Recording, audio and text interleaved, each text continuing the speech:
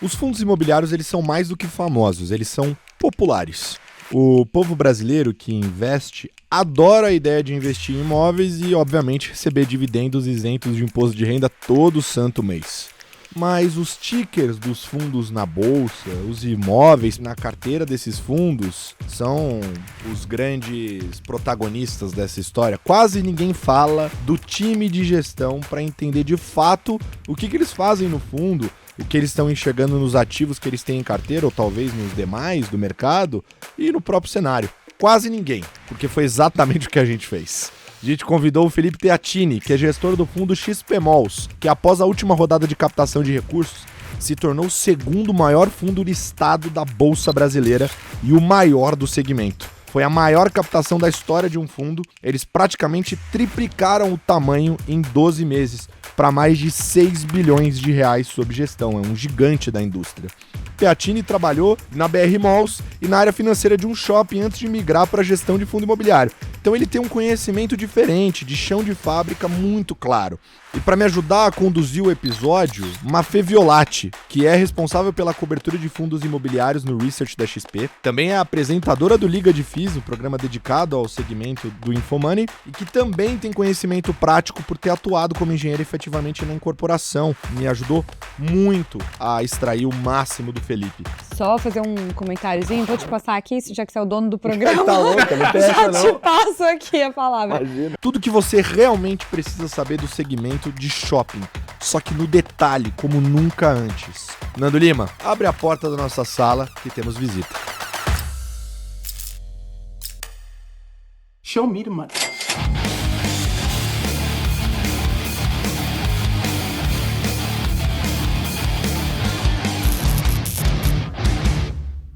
O episódio do Stock Pickers de hoje duplamente especial, né? Primeiramente por conta do tema, é um tema que muitas pessoas nos pedem nos comentários o tempo inteiro para falar mais sobre fundos imobiliários. Só que a gente queria trazer de um prisma mais com a cara do Stock Pickers, a gente encontrou um jeito e por isso esse episódio vai ser especial, mas também porque nós trocamos de pessoa loira que senta do meu lado, né?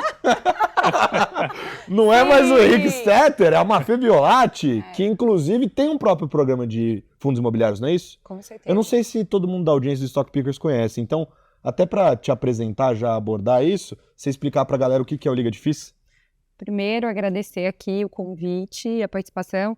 Essa pessoa loira pode substituir a outra pessoa loira. Olha lá, Stetter. Várias outras vezes, Stetter, que se Olha, cuide. você se cuida aí, velho. Brincadeiras à parte. Aqui, a gente tem o Liga de FIIs, que é um programa no YouTube do Infomoney, que vai ao ar todas as terças-feiras, às 19 horas. A gente fala muitos assuntos, muitos temas quentes. Todas as dúvidas que a gente pega ali de vocês, a gente tenta sanar, falando sobre fundos imobiliários. A gente também fala de vez em quando sobre Fiagro. É Liga de FIIs, então a gente foca nos fundos imobiliários. É isso, e ponto importante também, sempre recebem convidados, gente do mercado. Sim, gestores. E o legal que eu acho desse programa é que uma vez um amigo meu do setor da comunicação falou que a conversa mais legal de se assistir ou ouvir é aquela entre especialistas. E a Mafê é especialista no assunto, ela é analista que cobre o setor, aqui é responsável pela cobertura do setor no Research da XP, então é basicamente uma especialista do tema perguntando para outra pessoa que entende muito, né?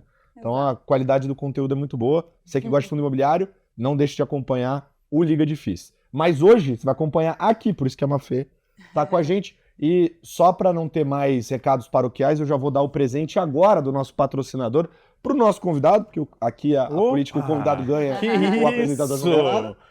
Obrigado, Então obrigado. o primeiro convite, se quiser abrir aí, é da Shop Together, o presente. Não, por um minuto eu tive até uma esperança de que o presente era pra mim. Mas calma que tem pra você também fazer outra coisa. O Shop Together, que é a marca que acompanha aqui o Stock Pickers nessa nova temporada. Todos os nossos convidados estão recebendo presentes. Que isso! Aí eu sempre fico na dúvida se é a polo ou se é a camiseta. A camiseta de algodão Pima, olha aí, da True Essential, que é a marca própria de Simples Premium, digamos assim, do Shop Together. Então, para você utilizar, eu adoro. Tá aí o presente e também o presente nosso Aqui falei que você ia ganhar presente também, ó. Olha só. Canequinha do Stock Pickers pra você, pra vocês também. Essa daqui tá abalando no condado, hein? Porque só gente importante.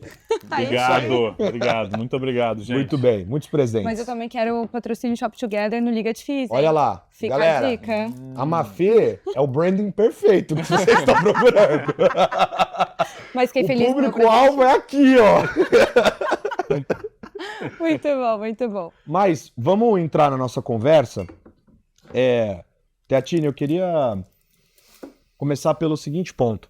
Você já esteve do outro lado do balcão, né? Então, na sua trajetória, você teve passagem, entre outras coisas, no BR Malls, não é isso? Exatamente. E depois você foi coordenador financeiro de um shopping também, né? Isso aí. Coordenador financeiro e comercial, né? Isso aí. Exatamente. Essas duas passagens do outro lado do balcão. A minha primeira pergunta é, hoje você está nessa cadeira de gestão dentro de um fundo imobiliário de shopping. Como que essa sua experiência do outro lado do balcão te ajuda? Mas eu não queria aquela resposta que todo mundo dá. Eu queria, assim, com exemplos práticos de como isso te ajudou e te ajuda hoje em dia. Maravilha. Primeiro, Colazo, muito obrigado pelo convite. Mafê, muito obrigado. Um agradecimento especial aqui ao Lucas Biolchini também, que fez uma ponte. Grande amigo. E é um grande amigo também. De fato, essa experiência na BR Malls e em shopping especificamente, acho que ela foi muito importante para a minha trajetória aqui na XP, mas coincidentemente, por uma sorte, vamos dizer assim, quando eu quis vir a São Paulo, para morar em São Paulo em 2017, eu tentei uma oportunidade dentro do grupo BR Malls, eu já trabalhava há 3 anos na holding, gostava muito, mas por uma questão pessoal quis vir para São Paulo.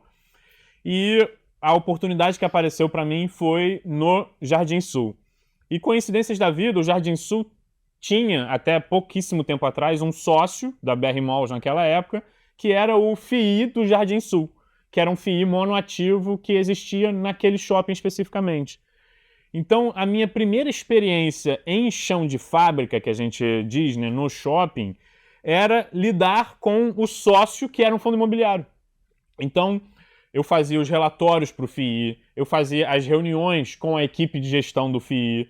Então, por uma coincidência da vida, a minha primeira e única experiência na prática num shopping tinha uma relação, tinha uma interação muito grande com o fundo imobiliário. Então, eu conheci muito desse mundo, entendi e era muito interessado e curioso, perguntava muito das dificuldades, das dinâmicas. Era um fundo monoativo, era um ano diferente, né? Não tinha acontecido esse boom dos fundos de shopping multiativo que a gente teve hoje, mas eu acho que, assim, tentando ser bem objetivo na sua pergunta, eu diria que eu dei muita sorte de ter tido essa experiência no shopping, que me deu uma bagagem interessante de lidar com lojista, saber os grandes desafios, as dificuldades que uma administração de shopping tem, mas coincidentemente, eu tive essa experiência como proprietário fundo imobiliário, que alguns meses depois eu entrei numa equipe de fundo imobiliário. Então, eu diria que eu dei muita sorte, porque de fato foi uma coincidência, de ter tido essa oportunidade lá no Jardim Sul e conhecer já esse mundo de fundos imobiliários desde a minha experiência num shopping. Então, desde aquele primeiro momento, eu conseguia juntar um pouco dos dois mundos no lado do shopping no primeiro momento, o que me ajudou muito quando apareceu a oportunidade aqui no XP Malls.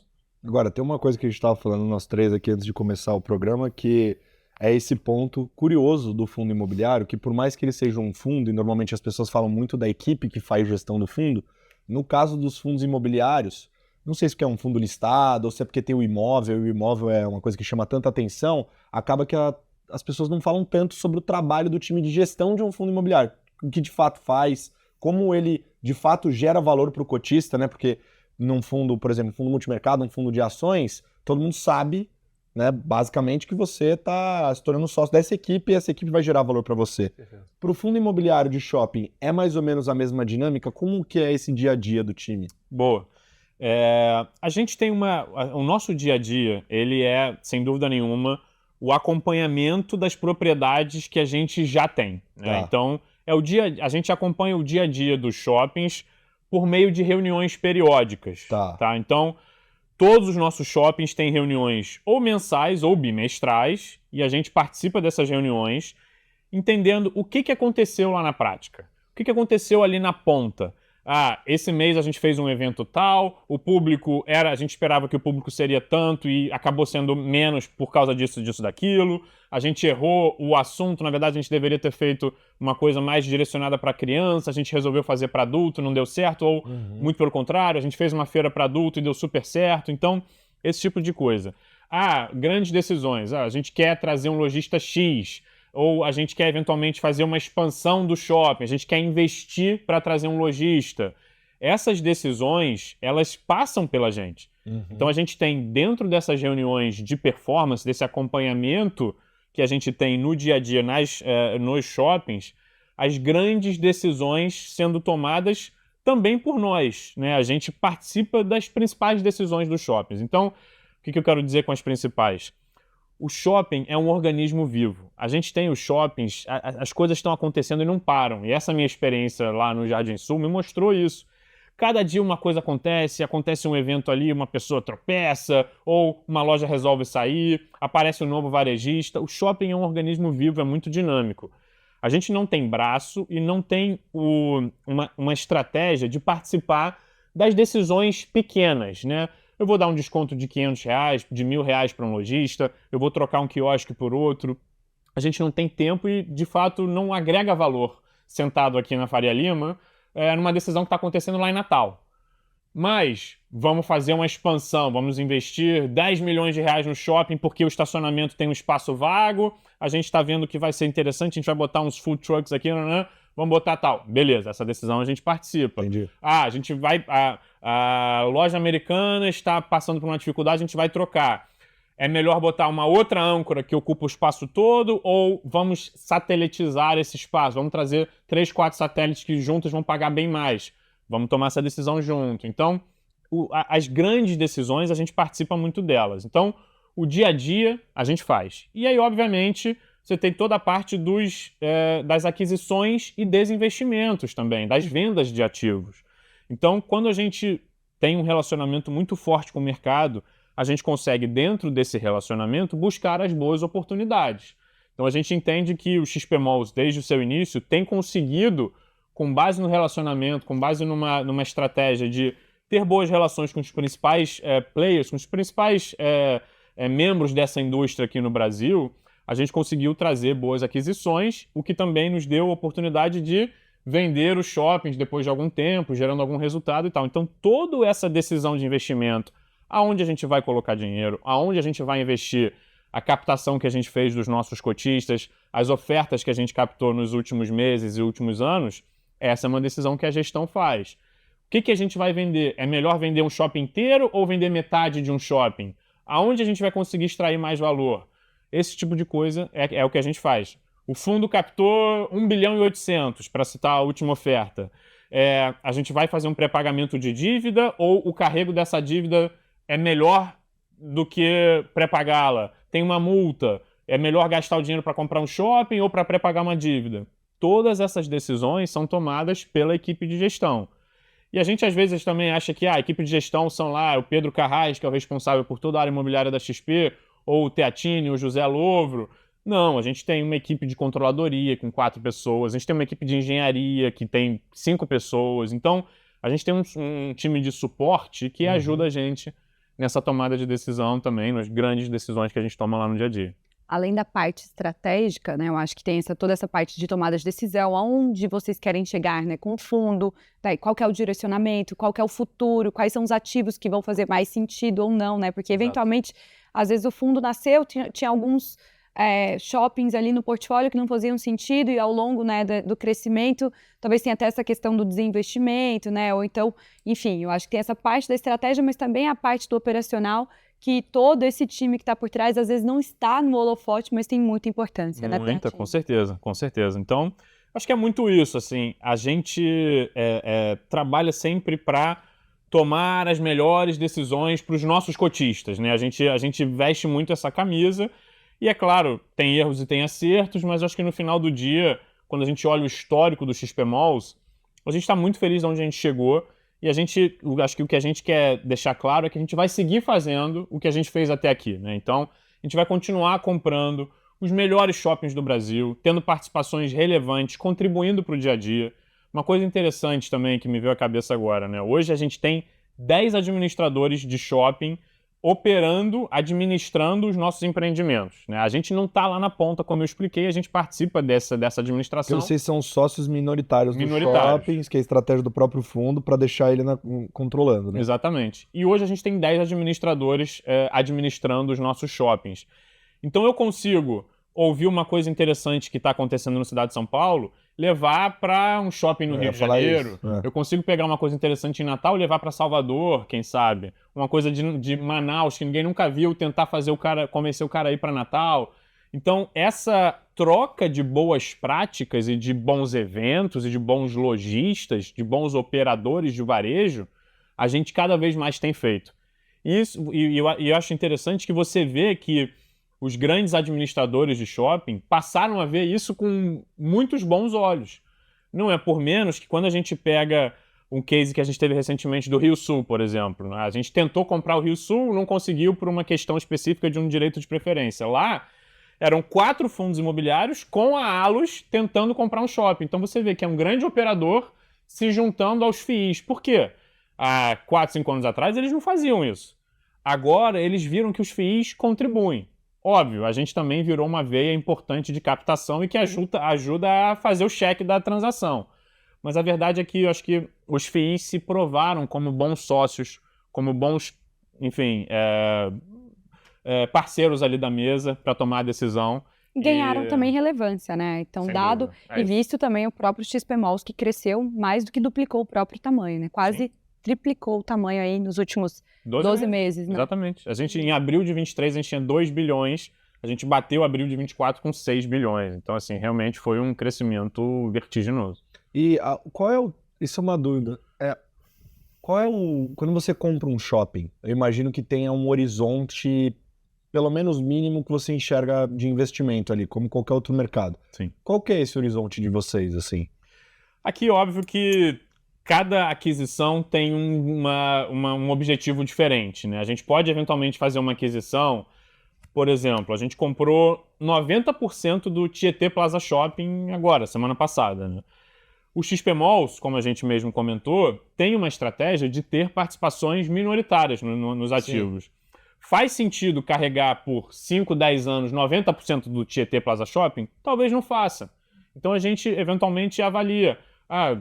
Se desfaz de um pedaço dessa posição. Tietê é um shopaço, um espetáculo de ativo. Ele pode ser uma cereja dentro de uma transação que eventualmente leve outros shoppings menos relevantes que a gente tem no portfólio. Por outro lado, a gente tem um case que eu acho que descreve muito bem. O Caxias Shopping. A gente comprou o Caxias Shopping, foi a nossa primeira aquisição. A gente comprou 35% do shopping por 70 milhões de reais. A gente vendeu em janeiro desse ano metade dessa participação, 17,5%, pelos mesmos 70%. A gente dobrou o shopping de tamanho. Então eu diria que um horizonte assim, de investimento ele deveria ser entre 5 a 8 anos, mais ou menos, assim, tudo mais constante. Mas, eventualmente, tem oportunidades que a gente pode se desfazer mais rápido de posições. Um outro exemplo, Cidade Jardim, até para citar aqui a foto desse gigante, desse maravilhoso shopping que a gente tem no portfólio. A gente comprou no ano passado mais 3% do Cidade Jardim, numa transação específica de cotas de fundo que teve no mercado. A gente já se desfez disso. Então, assim, foi um retorno rápido, foi um investimento que era para ser mais rápido. Tático, né? Tático, porque a gente já tem 17% do shopping, a gente entende que essa participação é boa, é suficiente para a gente atingir o objetivo ali. Tentou uma oportunidade. Compramos, vendemos já com um excelente resultado. Então, é o tipo de coisa que a gente faz.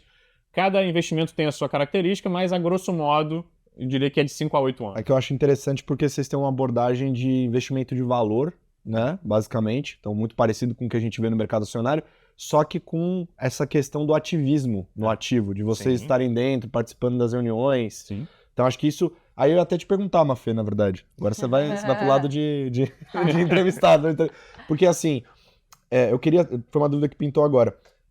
Quando a gente vai escutar muito os analistas, os investidores profissionais desse segmento falando sobre os fundos imobiliários, normalmente a turma comenta muito também sobre o dividendo, fala do portfólio, do fundo, mas também não comenta muito sobre a parte de gestão. Isso quando você vai analisar um ativo, isso é levado em consideração, mas é muito importante? Assim, fato é que a gente tem que analisar o histórico daquele time. Claro. Então, por exemplo, o histórico do XP Malls, ele já tem aqui uma bela e uma vasta bagagem, né? Então, do fundo como um todo, né? Começando pelo Carrasco, Teatini, o José, todo mundo aqui já tem um histórico no segmento. Então, isso traz bastante conforto até para a gente ver o histórico até das transações que eles estavam envolvidos, enfim, os shoppings, né? Isso traz para a gente um conforto em termos de conhecer bastante do segmento, de ter experiência. Então, sem dúvida alguma, quando a gente está analisando um fundo, entender bem o time de gestão faz todo, né? Assim, faz todo sentido, além de fazer o sentido, é importante para a gente vai ter uma visão positiva ou não. Então, por exemplo, né, times que são novos, mais recentes, que não têm tanta experiência, talvez também tragam uma maior incerteza nessa credibilidade da capacidade de gerar esse resultado no futuro. Então, assim, tudo está também, de certa maneira, atrelado. Né? Colar, se eu puder puxar uma sardinha até para o nosso lado aqui, quando eu cheguei no XP Malls em 2018, início de 2018, 2 meses depois que o fundo nasceu, o XP Malls era o único fundo da indústria que tinha gente que tinha passado por shopping. Beleza, a experiência no chão de fábrica, ali na ponta, no shopping, ela é a mais importante do mundo? Eu acho ela muito importante. Talvez não seja o que define um bom gestor de FIIs, mas é importante você conhecer o ativo.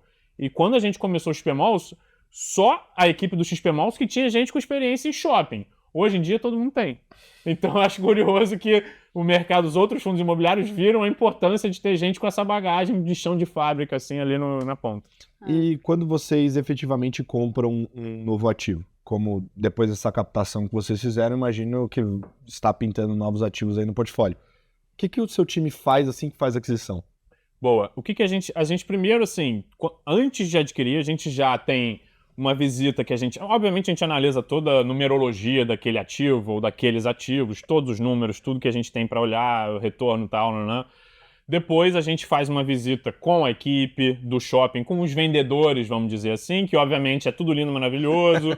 Depois a gente vai lá, visita cega, a gente faz sem contar que a gente Cliente tá indo. oculto. Cliente oculto, vai na loja, conversa com o lojista. Como é que tá aqui a relação, como é que é o fluxo, quando que é o bom dia, quando que vende bem e tal. Fica lá 3 horas tomando um cafezinho na Praça Central para entender o que tá rolando e tal. Então a gente como é que é o fluxo, né? Exatamente. E aí depois de adquirir efetivamente, a gente faz o que a gente chama de imersão. Então a gente fica 1 ou 2 dias lá dentro do shopping, conhecendo a administração, criando essa relação com a administração, que a gente acha muito importante. A gente acha muito importante conhecer. Cara, eu vi que teve uma notícia X em Campinas, eu quero poder ligar na hora para o superintendente para saber o que está acontecendo. Eu tenho o telefone de todos os superintendentes aqui, eles me acessam direto também. Então a gente tem uma relação muito boa com as equipes dos shoppings. Óbvio, a gente lida com as holdings quando a gente vai fazer as aquisições. Sim. Mas o dia a dia, na prática, é com o shopping, é quem está lá na ponta. E a gente quer estar lá na ponta, a gente quer saber o que está acontecendo, a gente entende que a gente agrega muito valor estando na ponta e acompanhando o que está acontecendo. Então, a gente faz uma imersão, entende os desafios, entende as oportunidades e cada vez mais a gente tem visto também que no final do dia o XP Malls é um player que é do setor de shopping. A gente é investidor do ativo também. Então a gente pega eventualmente alguns fundos imobiliários, acho que aqui nem precisa citar nomes, que tem uma postura um pouco mais de extrair valor. Óbvio, no final do dia o que importa é o dividendo na mão do cotista, mas eu acho que a equipe do XP Malls, pela experiência, consegue identificar oportunidades de retorno em 5 ou 8 anos. Então eu compro um shopping eventualmente machucado, porque daqui a 4, 5, 6 anos a gente vai vender o Cachê Shopping. Quando a gente comprou o Cachê Shopping, não fui eu, foi o Carrasco que fez isso antes de eu entrar, ele falou que todo mundo ligou para ele falando, você é maluco, você está comprando o shopping que mais sofreu na crise da Dilma. Ele falava, tá aí, a resposta tá na pergunta, entendeu? É o que mais vai voltar. Então, eu acho que a gente investe nos shoppings. Tem que botar tantos milhões para trazer um lojista X, vamos botar. É importante? É importante. Tem que aportar tanto para trazer um evento tal, que vai trazer gente tal, vamos botar. Então, acho que é importante acho que a gente consegue ver bastante valor também nessa nossa contribuição ali pro dia a dia. Tatini, você até comentou uma coisa que é importante, né? Se você, eventualmente é um fundo que está um shopping está numa situação, enfim, você tem que fazer toda uma programação para atrair um perfil de lojista, então algumas lojas âncora. E é até legal você falar, porque E a ocupação do shopping ela é um pouco distinta até, né, o que a gente vê em outros, eu diria, em outros fundos, né, imobiliários, talvez fundos de lajes corporativas, de logística, no sentido até do próprio aluguel. Mas antes até da gente falar do aluguel, vou comentar um pouco de um fato que a gente tem visto em relação à mudança de mix dos shoppings, né? Então eu quero que depois você comente um pouquinho aqui as diferentes fontes de receita dentro de um shopping e até a gente viu uma mudança em relação ao mix dos shoppings. O mix nada mais é do que a composição do lazer, das lojas, enfim, da praça de alimentação, os restaurantes, enfim, tudo aquilo que compõe um shopping. Então, a gente tem visto que durante a pandemia, talvez tem uma percepção de agora termos uma alameda de serviços maior, de termos até uma praça de alimentação diferente do que a gente tinha aqueles formatos pré-pandemias. Talvez tenha até aqueles espaços gourmets, aqueles restaurantes que estão localizados de uma maneira até mais distinta, trazendo um pouquinho, né, um formato diferente do que a gente via antes. E as lojas talvez tomando um protagonismo menor, né, eu diria. E contando um pouquinho desse movimento, né, o que vocês têm visto no portfólio do próprio fundo do XP Malls, e depois, se você puder contar já, aproveitar e emendar, porque não dá para a gente também não falar de mix e não falar também um pouco da ocupação, porque você comentou sobre atrair alguns perfis de lojistas, né? Então tem algumas lojas que são as lojas âncoras, que na verdade os shoppings, eles até querem que aquelas lojas estejam ali e por isso fazem condições totalmente diferenciadas em relação ao aluguel fixo, né? A gente sabe que tem um aluguel fixo, um aluguel variável, tudo isso. Então, se você puder contextualizar também para quem está aqui nos assistindo, como que funciona essa dinâmica e até porque, como eu comentei que o mix está mudando, a receita dos shoppings também está mudando nesse sentido, né? Então, assim, como que está essa receita? Estacionamento está tomando uma importância ou não? Quais são as outras fontes também nesse sentido? Boa, tá bom. Acho que primeiro sobre o mix. Assim, o mix dos shoppings definitivamente está numa mudança e a gente já tem visto essa mudança há algum tempo, não é especificamente com relação à pandemia. Eu diria que a pandemia exacerbou, né? Acelerou isso. Mas a gente já vinha cada vez mais migrando os shoppings para serem centros de lazer, de entretenimento, de você resolver a sua vida. Por quê? No final do dia, qual que é a grande... Eu acho o diferencial que a gente tem em relação a outros países, outras localizações aí do mundo. Os shoppings no Brasil são incrustados no meio das cidades. Assim, o primeiro shopping é o Iguatemi Faria Lima, o primeiro shopping do Brasil. Você vê que a vasta maioria dos shoppings do Brasil estão dentro das cidades. Então, faz a vida inteira lá. Então, os serviços, eles têm ganhado muito espaço, sem dúvida nenhuma. Então, é isso, definitivamente. O lazer tem ganho muito espaço também. Então, o cinema, acho que o cinema é um caso um pouco específico. A gente tem ainda algumas operações de cinema com salas muito grandes demais, com a quantidade de salas muito grande, né? Tá 10, 12, 15 salas. Acho que o cinema com 15, 12, 13 salas está ficando ultrapassado. Mas um cinema com 5, 6 salas continua super em voga, muito importante, é uma âncora gigantesca. Então é isso, o mix tem caminhado para entretenimento, lazer e serviços, com certeza. Ainda que a gente tenha tido uma performance interessante do varejo, principalmente o varejo feminino, na saída ali da pandemia, né? Muita gente ficou 2 anos sem comprar roupa, teve ali a recomposição do guarda-roupa. 2022 foi um ano importante de inverno também, o inverno é muito bom para as âncoras, então esse ano já é um pouco mais difícil. Então, assim, eu acho que a gente vem com certeza evoluindo para um mix mais de prestação de serviço, de lazer, entretenimento, do que aquele varejão entra lá, compra e vai embora. Acho que essa é a primeira resposta. Sobre as receitas. Todo shopping tem, a grosso modo, 5 linhas de receita, né? O aluguel mínimo, e aí o aluguel mínimo é aquele que está lá em contrato. O lojista vai pagar X por metro quadrado. Então é um aluguel que ele é sempre por metro quadrado em relação à área que ele está. Você tem uma outra fonte de receita importante, que é o aluguel variável. O que é esse aluguel variável? Ele depende de um volume de venda. Então, e cada contrato é um contrato, cada lojista é um lojista, cada shopping é um shopping. Mas, a grosso modo, todo mundo paga um percentual sobre a venda a partir de tal número. A partir de 200 mil, 2% das vendas são seus proprietários, empreendedores do shopping. Então você tem aluguel mínimo, aluguel variável. Mídia, toda vez que você entra num shopping, você vê aqueles painéis de mídia, a escada rolante toda cheia de propaganda, o elevador todo envelopado. Isso é mídia, receita no bolso do cotista, no bolso do empreendedor. Mall, o que é o mall? São as áreas comuns, os corredores. O que gera receita em corredor? Os quiosques.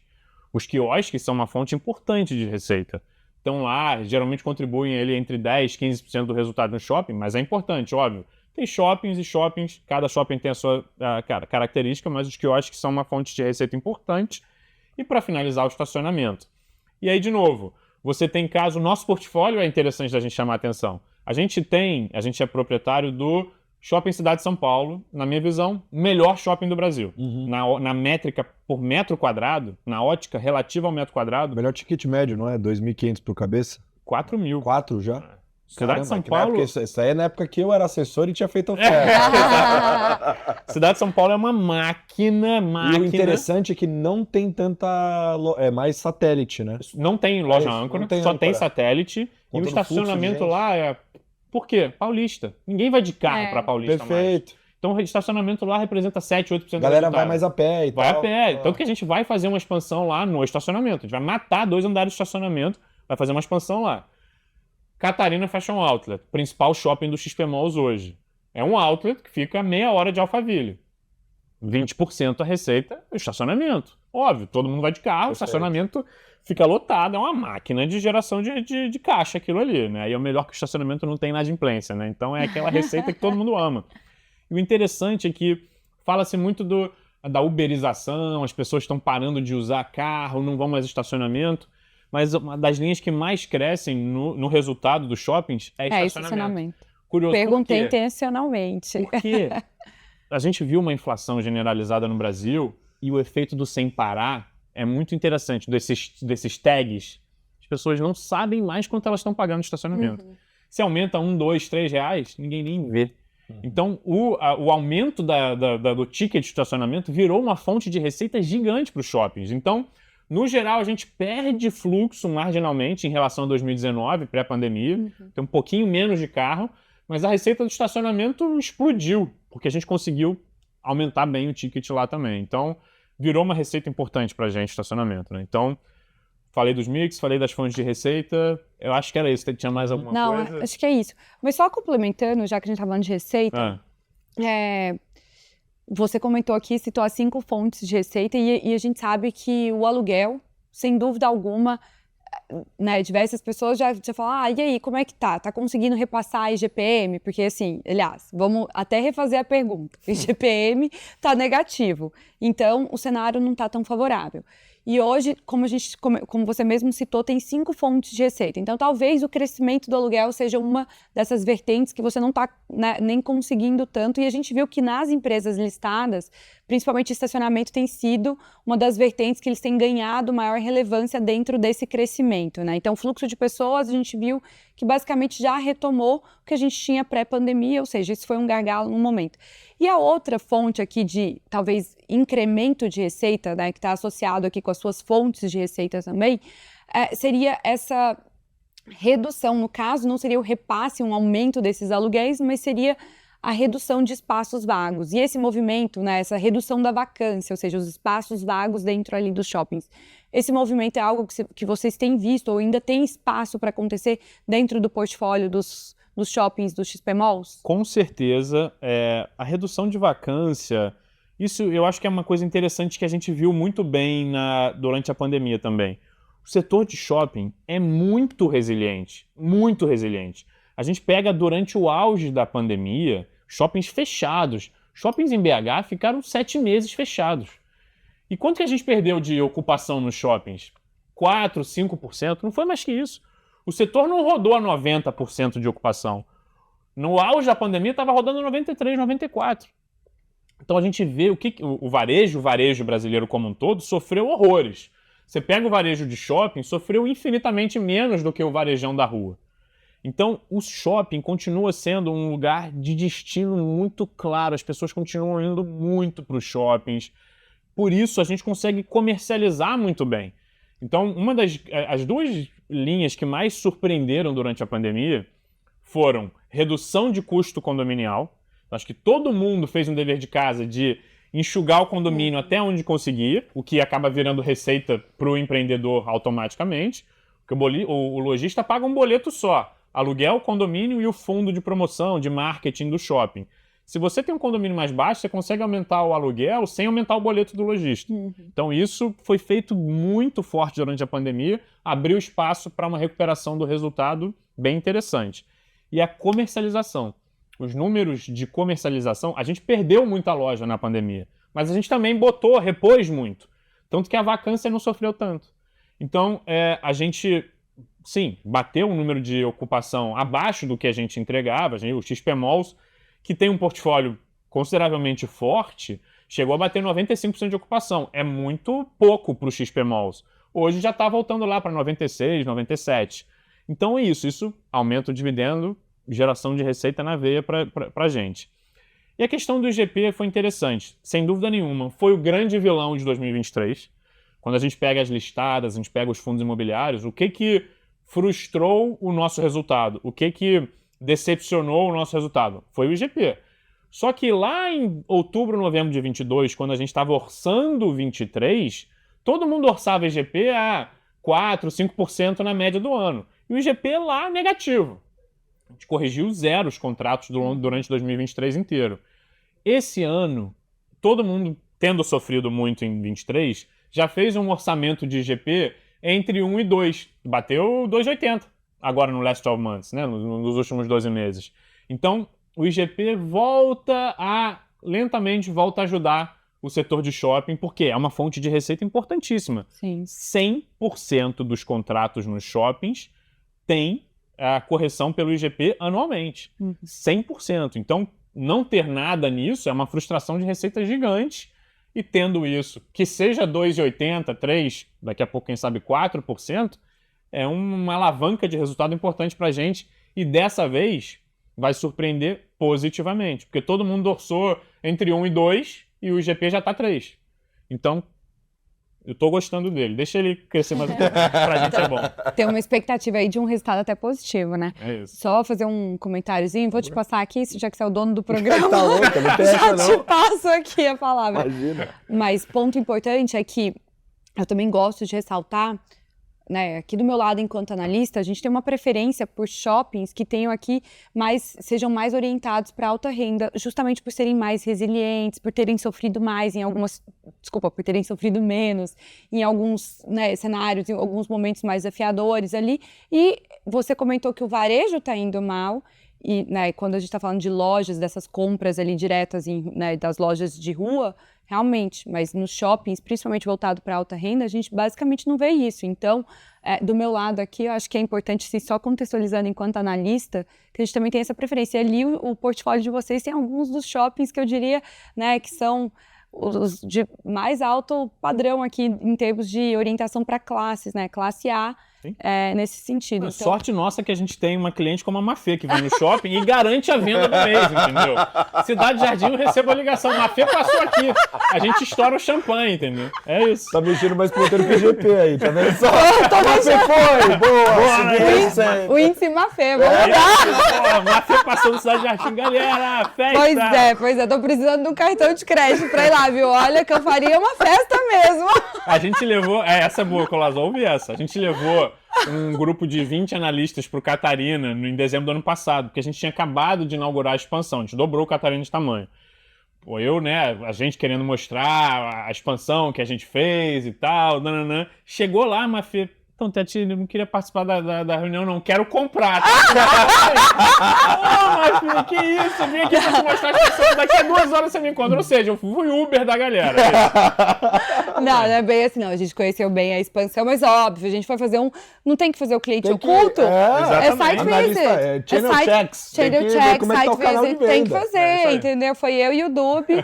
O analista também, a gente fez esse papel muito bem feito, fomos lá nas lojas e analisamos como é que tá o fluxo de pessoas, entendemos tudo ali. E também vamos ver a qualidade, né? É mesmo voltado aqui para qual que é o padrão.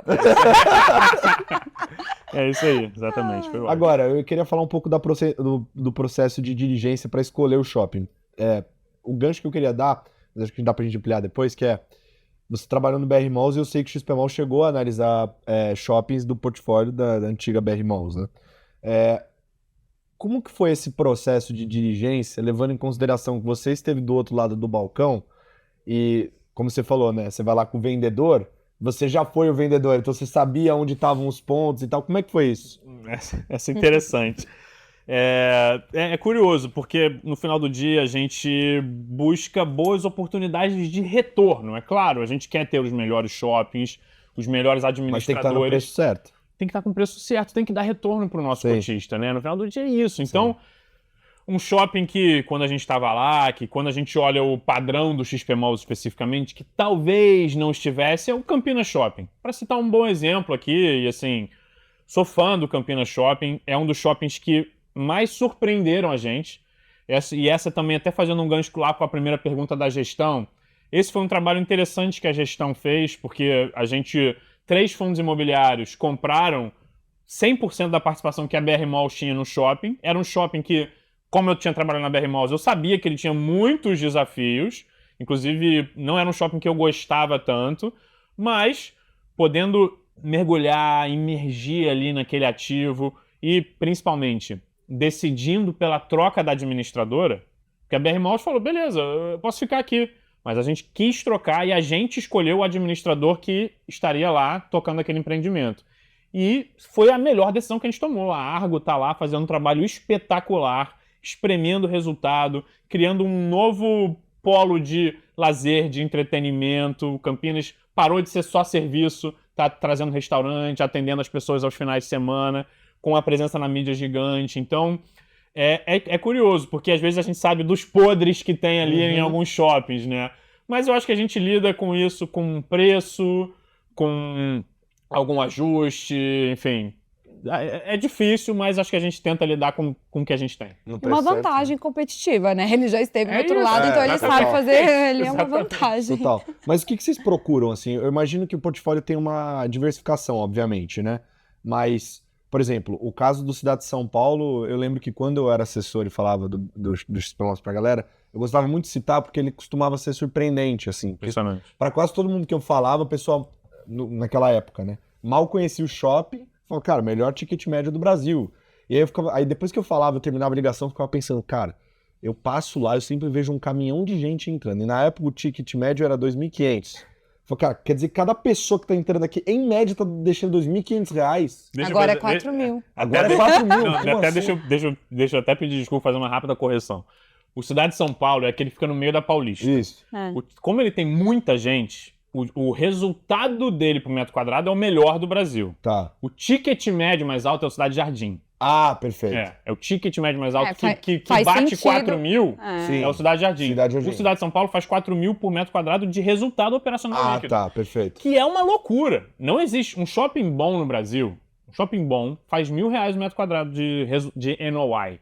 É o Net Operating Income, resultado operacional líquido. É a principal métrica de resultado do nosso setor, o NOI. Um shopping bom faz R$1.000 o metro quadrado. 1.200. Shopping muito bom faz seus 1.700, 1.800. Cidade de São Paulo faz 4 mil. Então, assim, é um negócio Bizarro. completamente bizarro. Um shopping de 17 mil de área locável, área que você efetivamente gera resultado, vai fazer quase 76 milhões de NOI.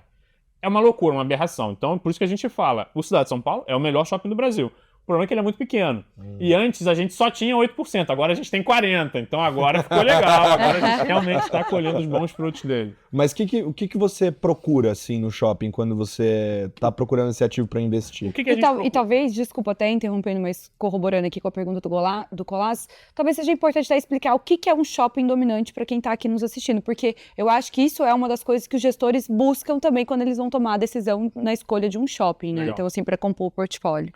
No final, o que vale num shopping é venda. É venda, o que importa é venda. Então, por que Cidade de São Paulo é muito bom? Por que o Cidade Jardim é muito bom? Que vende. Que vende. Cidade Jardim não tem fluxo. Cidade Jardim, você vai lá, nossa, não tem muita gente passando pelas lojas. Aquele primeiro Mas andar é um que só que a Fê entra. frequenta, entendeu? Aquelas lojas e tal, né?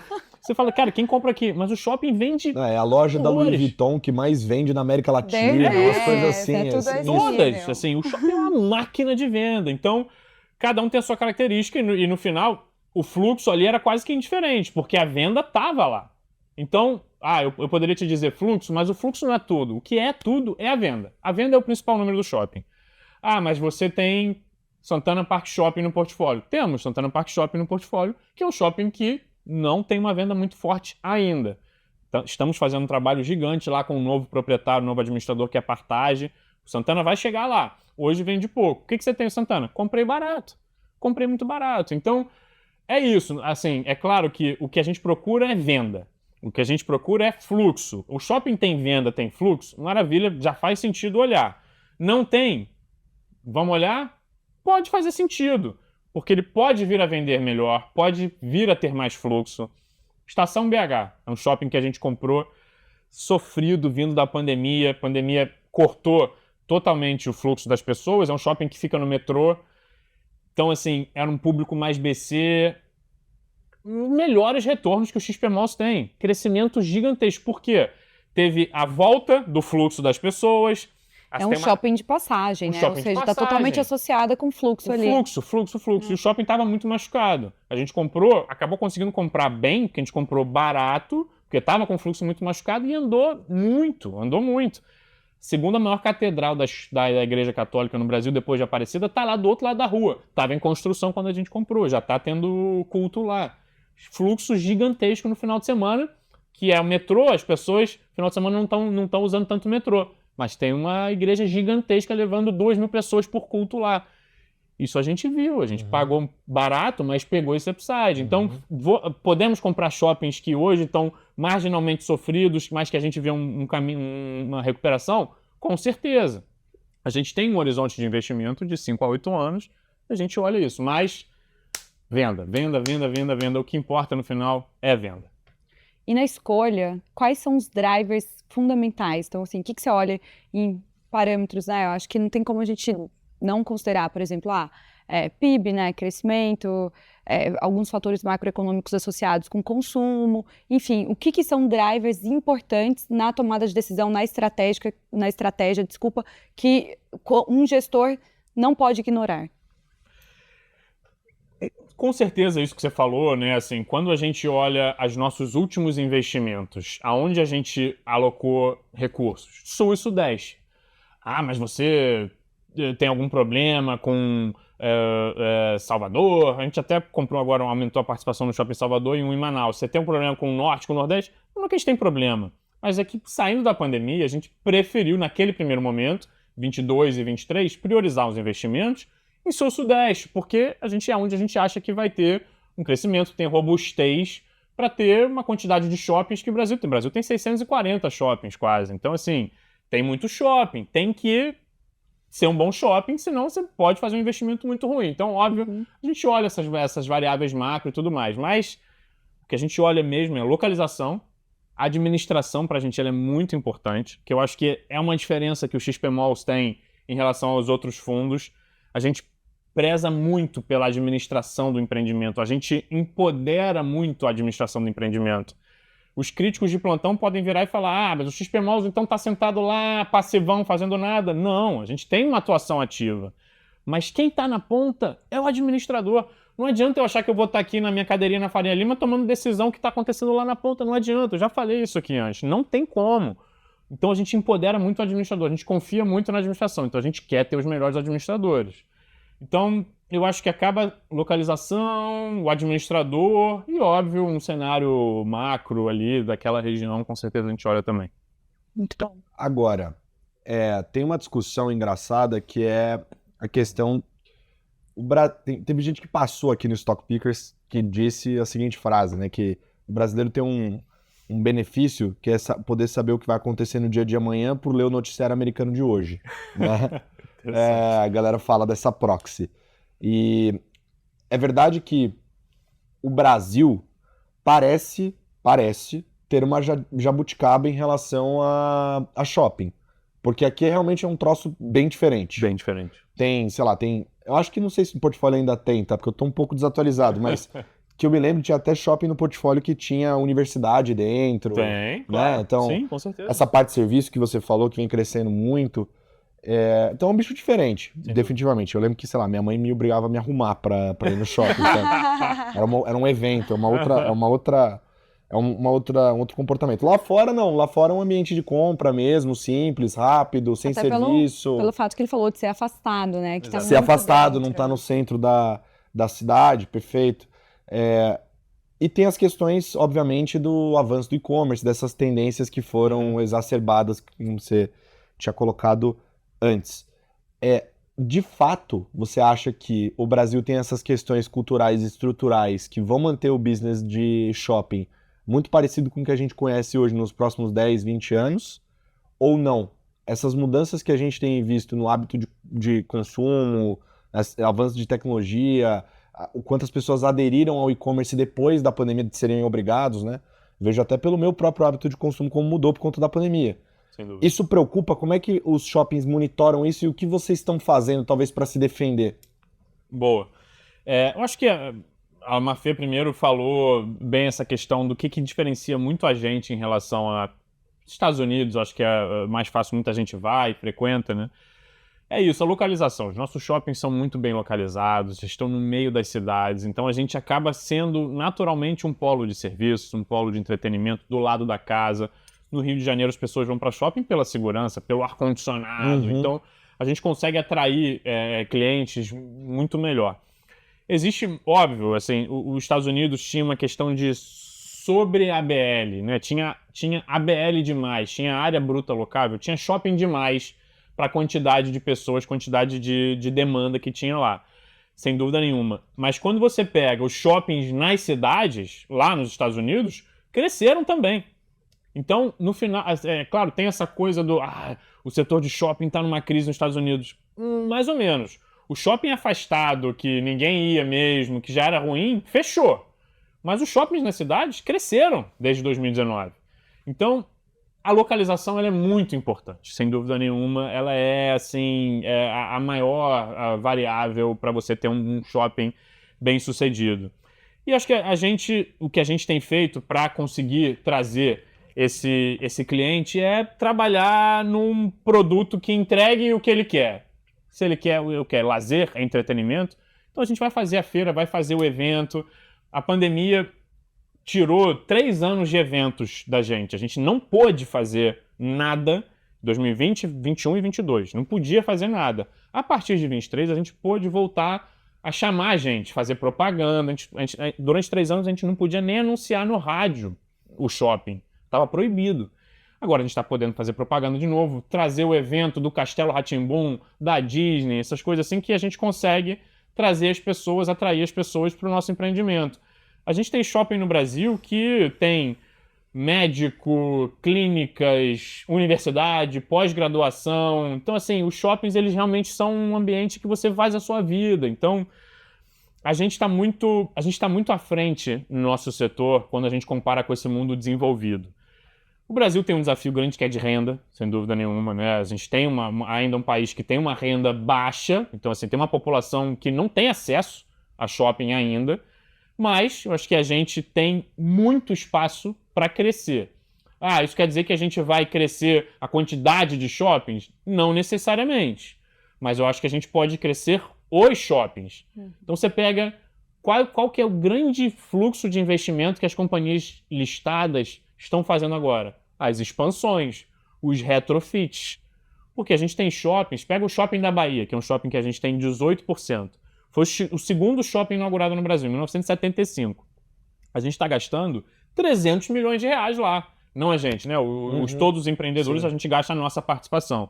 Por quê? A gente tinha um shopping de 50 anos. Do outro lado da rua, inaugurou um shopping há 12, 13 anos atrás, que é um shopaço, que é o Salvador Shopping. O que a gente está fazendo? Está renovando o shopping da Bahia inteiro, deixando o shopping da Bahia um brinco. Aonde que a gente está fazendo isso? Nos grandes vencedores. O shopping da Bahia é um shopping que faz 140, 150 milhões de NOI por ano. Assim, é uma máquina de fazer dinheiro aquilo ali. Só que estava defasado, precisa investir um pouco. Então, a gente vai continuar vendo investimento de retrofit, de expansão nos principais ativos do Brasil, com certeza. Vai ter greenfield novo? Vai ter. Poucos. Tem poucas oportunidades. Eu queria saber disso. Você acha que tem pouca oportunidade? Pouca. pouca oportunidade.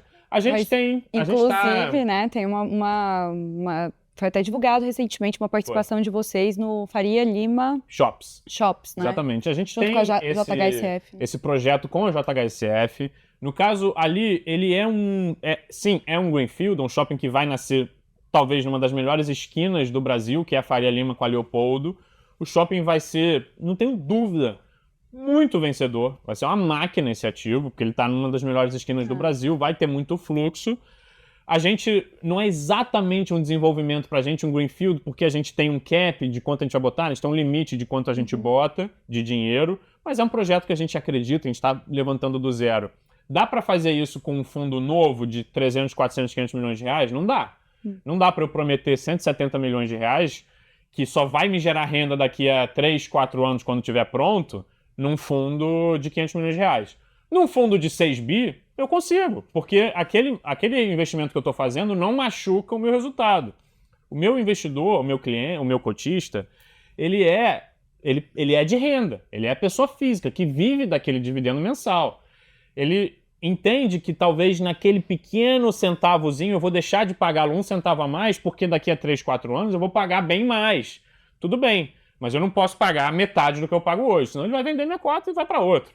Então não dá para também sair investindo muito em greenfields. Fui indo. Falei, porque, na verdade, no final das contas, o produto está muito associado ao dividendo mensal, a esse rendimento mensal. Então, o cotista, ele quer, né, esse aluguel que está caindo ali em forma de dividendos, enfim.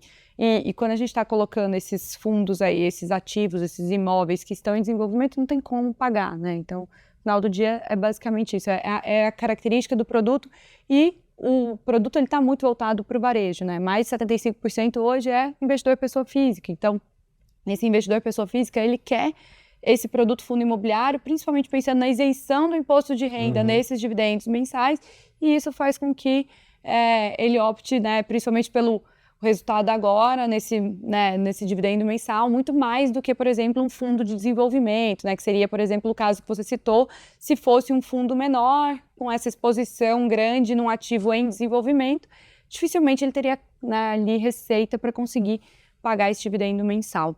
É isso aí. A gente tem um mercado dos fundos de desenvolvimento.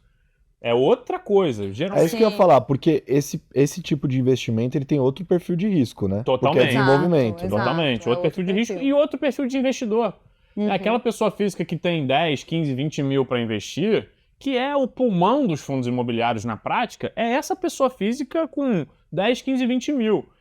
Esse cara não vai botar um fundo de desenvolvimento que vai dar IPCA mais 15, mais 20, legal pra caramba, mas que vai gerar esse retorno daqui a 7, 8 anos. Não vai. Mas um XP-Mouse que paga lá 92, 93 centavos por cota todo mês, faz sentido para ele. Esse perfil está muito mais associado ao investidor institucional do que efetivamente Exatamente. ao investidor pessoa física, entendeu? Exatamente. Então, assim, o institucional, ele consegue entender e ver esse valor gerado ali, ele reconhece esse valor. A pessoa física, ela quer o dividendo mensal, né? No final do dia, ela quer esse produto por causa daquele dividendo que cai todo mês. Às vezes é um complemento de receita dessa pessoa. Então, às vezes, e tem esse fator aqui da isenção do imposto de renda que atrai muitas pessoas para a classe também. E a gente teve agora esse burburinho da tributação e a gente continua com um produto que é isento. Sim. E a mágica do fundo imobiliário aqui no Brasil ela é essa. E definitivamente acho que os fundos imobiliários eles mudaram o mercado imobiliário brasileiro.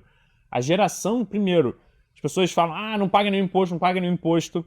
Pega a quantidade de ITBI que foi pago pelos fundos imobiliários nas últimas aquisições ao longo dos últimos anos. A gente pagou ITBI a rodo Brasil afora. Então isso aí, uma geração de imposto ali para as prefeituras, entendeu? O nosso resultado, hoje, ele é isento. Então é o que eu falo muito. A mágica do nosso fundo é essa. O boleto que o lojista paga de aluguel vira dividendo na conta do lojista. É zero de imposto nessa cadeia inteira. Zero de imposto.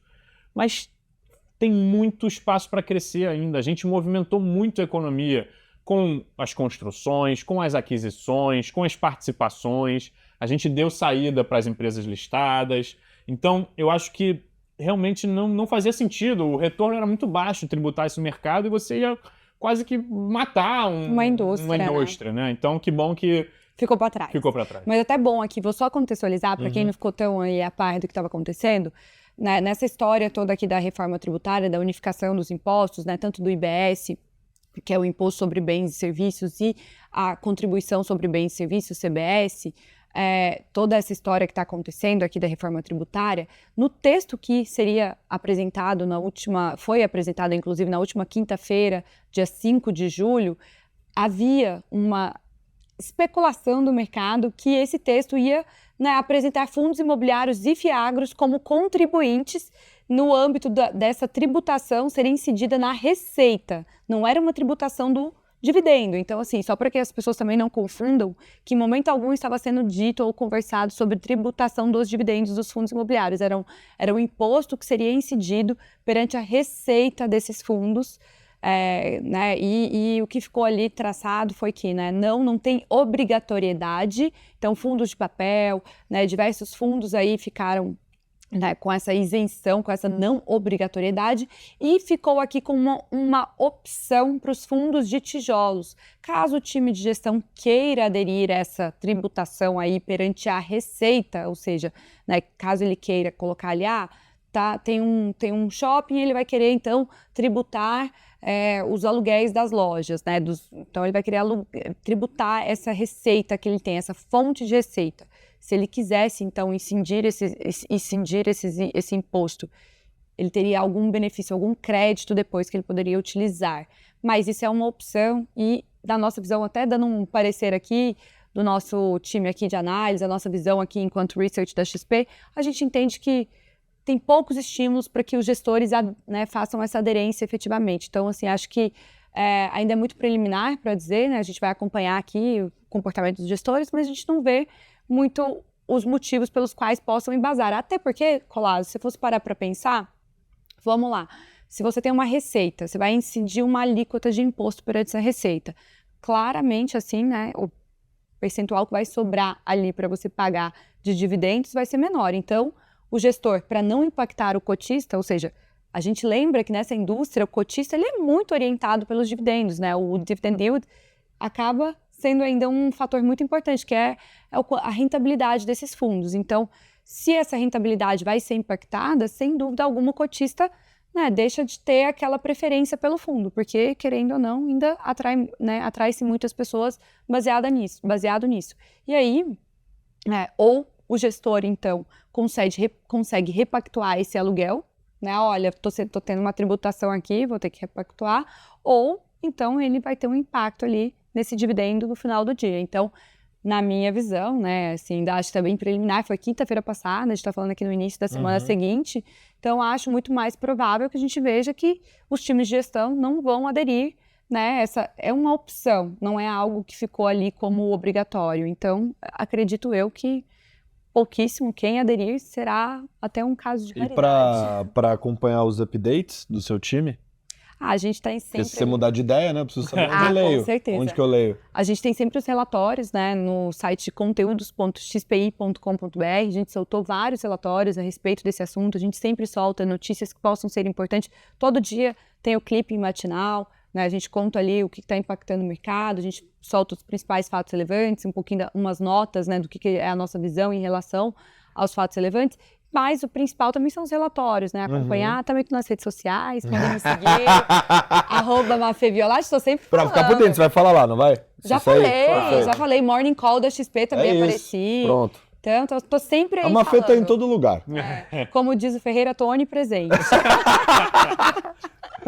Então é isso. Mas agora eu queria entrar pro micro. Mas deixa eu te falar uma coisa antes, porque ele citou um ponto muito importante. Desculpa, eu tô roubando mesmo seu programa. Não, tá louco. É nosso programa, pode falar. Você citou uma coisa muito importante, que eu acho que não dá pra gente ignorar. Os últimos anos foram anos, né? Primeiro a gente está falando aqui de um cenário macroeconômico mais afiador no âmbito que a gente tem uma taxa de juros, Selic, patamar mais elevado, cenário que realmente dificulta para a gente ver qualquer IPO ou então até mesmo follow-ons das empresas. E aí, a gente sabe que os fundos imobiliários foram fonte relevante de funding para justamente essas empresas listadas reciclarem seus portfólios. Então eu queria entender um pouco, porque o XP Malls entrou assim, de uma maneira ativa, né? Primeiro porque, apesar do cenário de taxa de juros um pouco mais elevado, a gente viu que os fundos, né, de shoppings, os fundos de tijolos, a partir de 2023, a partir de um momento que a gente teve aquela perspectiva de queda da taxa de juros, eles estavam ali num cenário mais favorável para captações, e a gente viu que o segundo semestre de 23 até o início de 24 foi um cenário que propiciou, inclusive, follow-ons em patamares muito robustos, né? Eu diria que 1,8 foi algo assim inusitado até para o próprio mercado. Eu acho que foi o maior follow-on da história de fundos imobiliários até hoje, né? Então, nesse sentido, Tatini, eu queria que você contasse um pouco, porque, ou seja, fundos imobiliários como uma fonte relevante e importante de funding, né? Ou seja, gerando essa receita e essa forma de aquisição para as empresas listadas. E o que foi isso? E como que você enxerga a classe dos FIIs como, né, fonte de funding ainda perante essas empresas listadas? É isso, a gente acabou surgindo como um excelente veículo para que as listadas pudessem seguir os seus processos de reciclagem de portfólio, porque o fundo imobiliário ele tem essa característica da renda. Então você pega uma empresa de shopping, ela geralmente é uma empresa de growth. Uma ação, você está olhando para o longo prazo, né? Você traz aquele fluxo de caixa esperado ali a valor presente. Mas você tem o crescimento embutido naquela análise, naquele investimento. O fundo imobiliário ele está mais preocupado com a renda. Então, por quê? Esse nosso, né? E o risco não também estamos falando associado de é diferente, né? Eu acho que é importante a gente lembrar disso, porque os riscos são diferentes também, né? Quando a gente está falando. Porque tem empresas dentro do setor de real estate que são empresas que desenvolvem empreendimentos, incorporadoras, enfim. Aqui, se a gente estiver falando propriamente só de properties, né, das empresas aqui, aí fica mais lixado, só para a gente contextualizar. Perfeito. Desculpa. Então a gente acabou sendo naturalmente uma válvula de escape para essas grandes empresas que estavam com uma situação um pouco mais desafiadora de mercado. Você pega o valuation hoje de Allos, Multiplan, Iguatemi, é inacreditável. O cap rate delas é o quê? É 14%, 15%, 16%. E o dos fundos imobiliários? O cap rate é o retorno sobre o investimento que você faz, né? O retorno do ativo imobiliário. Exatamente. Então, por exemplo, quando a gente olha na ótica do shopping, o que é o cap rate? É o quanto aquele shopping vai gerar no primeiro ano de investimento dividido por quanto eu estou pagando. Perfeito. Né? Então, um shopping que gera 10 milhões e eu paguei 100 milhões é um cap de 10%. Perfeito. Então, a gente vê as empresas listadas rodando a caps altíssimos, porque o mercado macro está muito ruim. Você tem uma série de aspectos, a gente pode aqui passar horas discorrendo por que as empresas de shopping estão tão baratas no Brasil. Mas a verdade é que elas estão muito baratas. Elas são veículos de investimento de grandes investidores internacionais, estrangeiros, institucionais no setor de real estate. Você imagina esses ETFs, esses fundos gigantescos lá de fora. O cara resolve fazer uma estratégia de investir em real estate América Latina. O que tem liquidez para ele montar uma posição? São as 3 empresas de shopping no Brasil. Pouquíssimas empresas na América Latina vão dar um nível de liquidez que um grande investidor institucional consegue ter. Então, as empresas de shopping no Brasil viraram veículos de investimento Brasil, real estate Latam. Então, quando você tem essa taxa de juros mais alta, esse macro um pouco no degringolado, você naturalmente tirou esse inflow desses grandes investidores. O gringo foi embora, as pessoas estão vendendo bolsa, Total. vende ETF, aí vai vendendo tudo. Mas o fundo imobiliário tem essa coisa primeiro. Eu acho que a gente acabou acessando um nível de investidor levemente menos qualificado, então acaba sendo menos impactado pelo news flow negativo macro internacional. E global, né? Pensando nesse cenário. Um pouco menos. O investidor de varejo que está indo atrás do dividendo, é isso. E tem a questão do dividendo. Essa questão Ele do dividendo permanece, mensal, porque ele quer esse mês a mês. E é regra. Eu sou obrigado a distribuir, no mínimo, 95% do que eu gero por semestre. O XPMOL distribui 100%. Então, assim, a gente é obrigado a distribuir tudo que a gente gera. As empresas de shopping não fazem isso. Eu trabalhei 3 anos na holding da BR Malls. 15 e 16, anos duríssimos. A minha meta nesses 2 anos era convencer os acionistas a não distribuir nenhum dividendo. Então é rosca.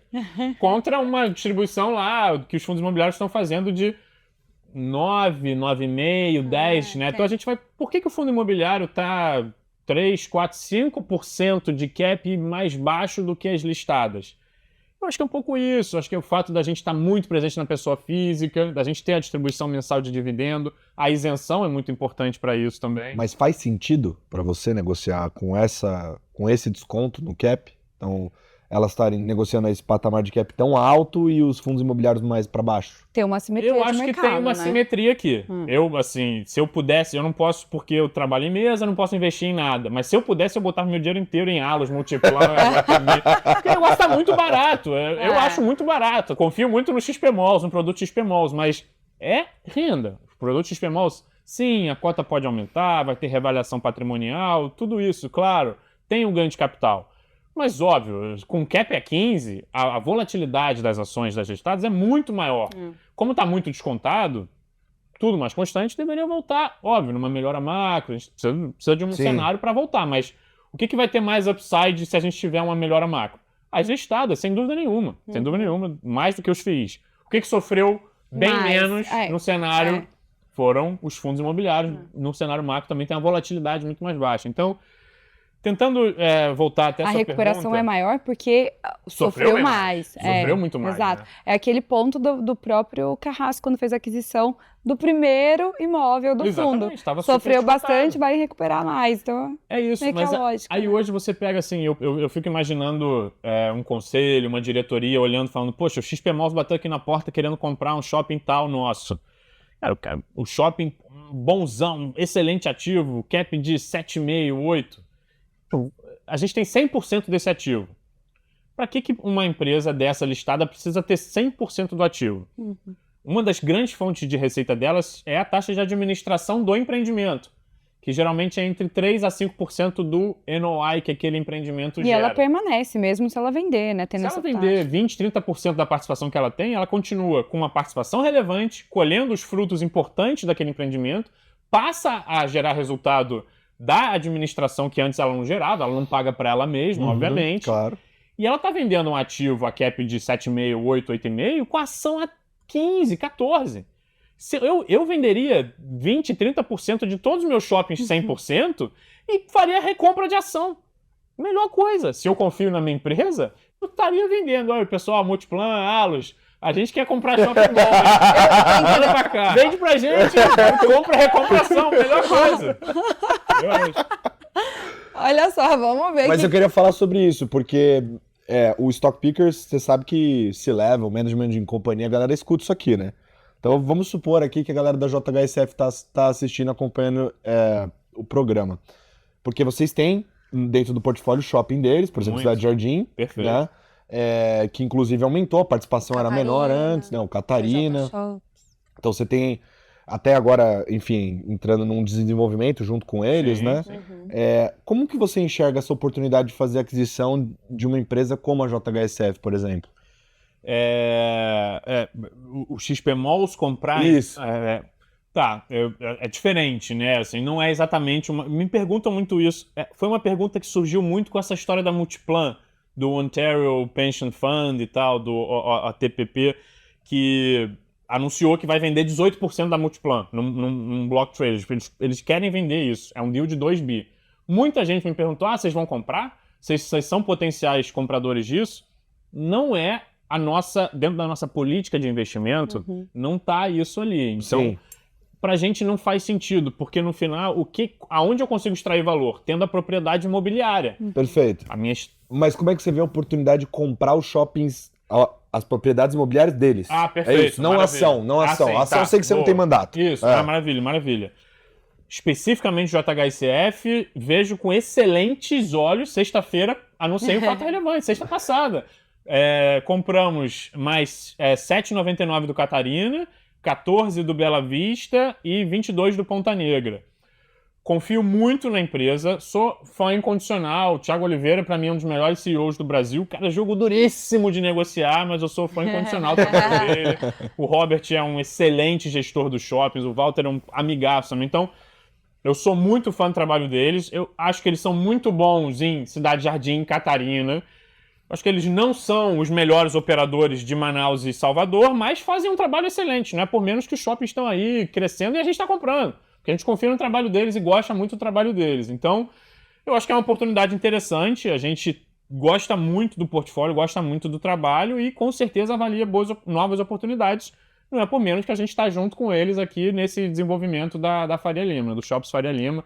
Temos o Shoppes Jardins também no portfólio. Então, é um grupo que a gente tem uma relação muito grande. A XP Inc. tem uma relação muito grande, né? Chegou a tentar desenvolver a Vila XP, enfim, acabou não andando, mas era também uma relação grande com a JHSF. Os profissionais da JHSF são clientes aqui do nosso private. Então, assim, a gente tem uma relação muito legal com eles. Gostamos muito deles.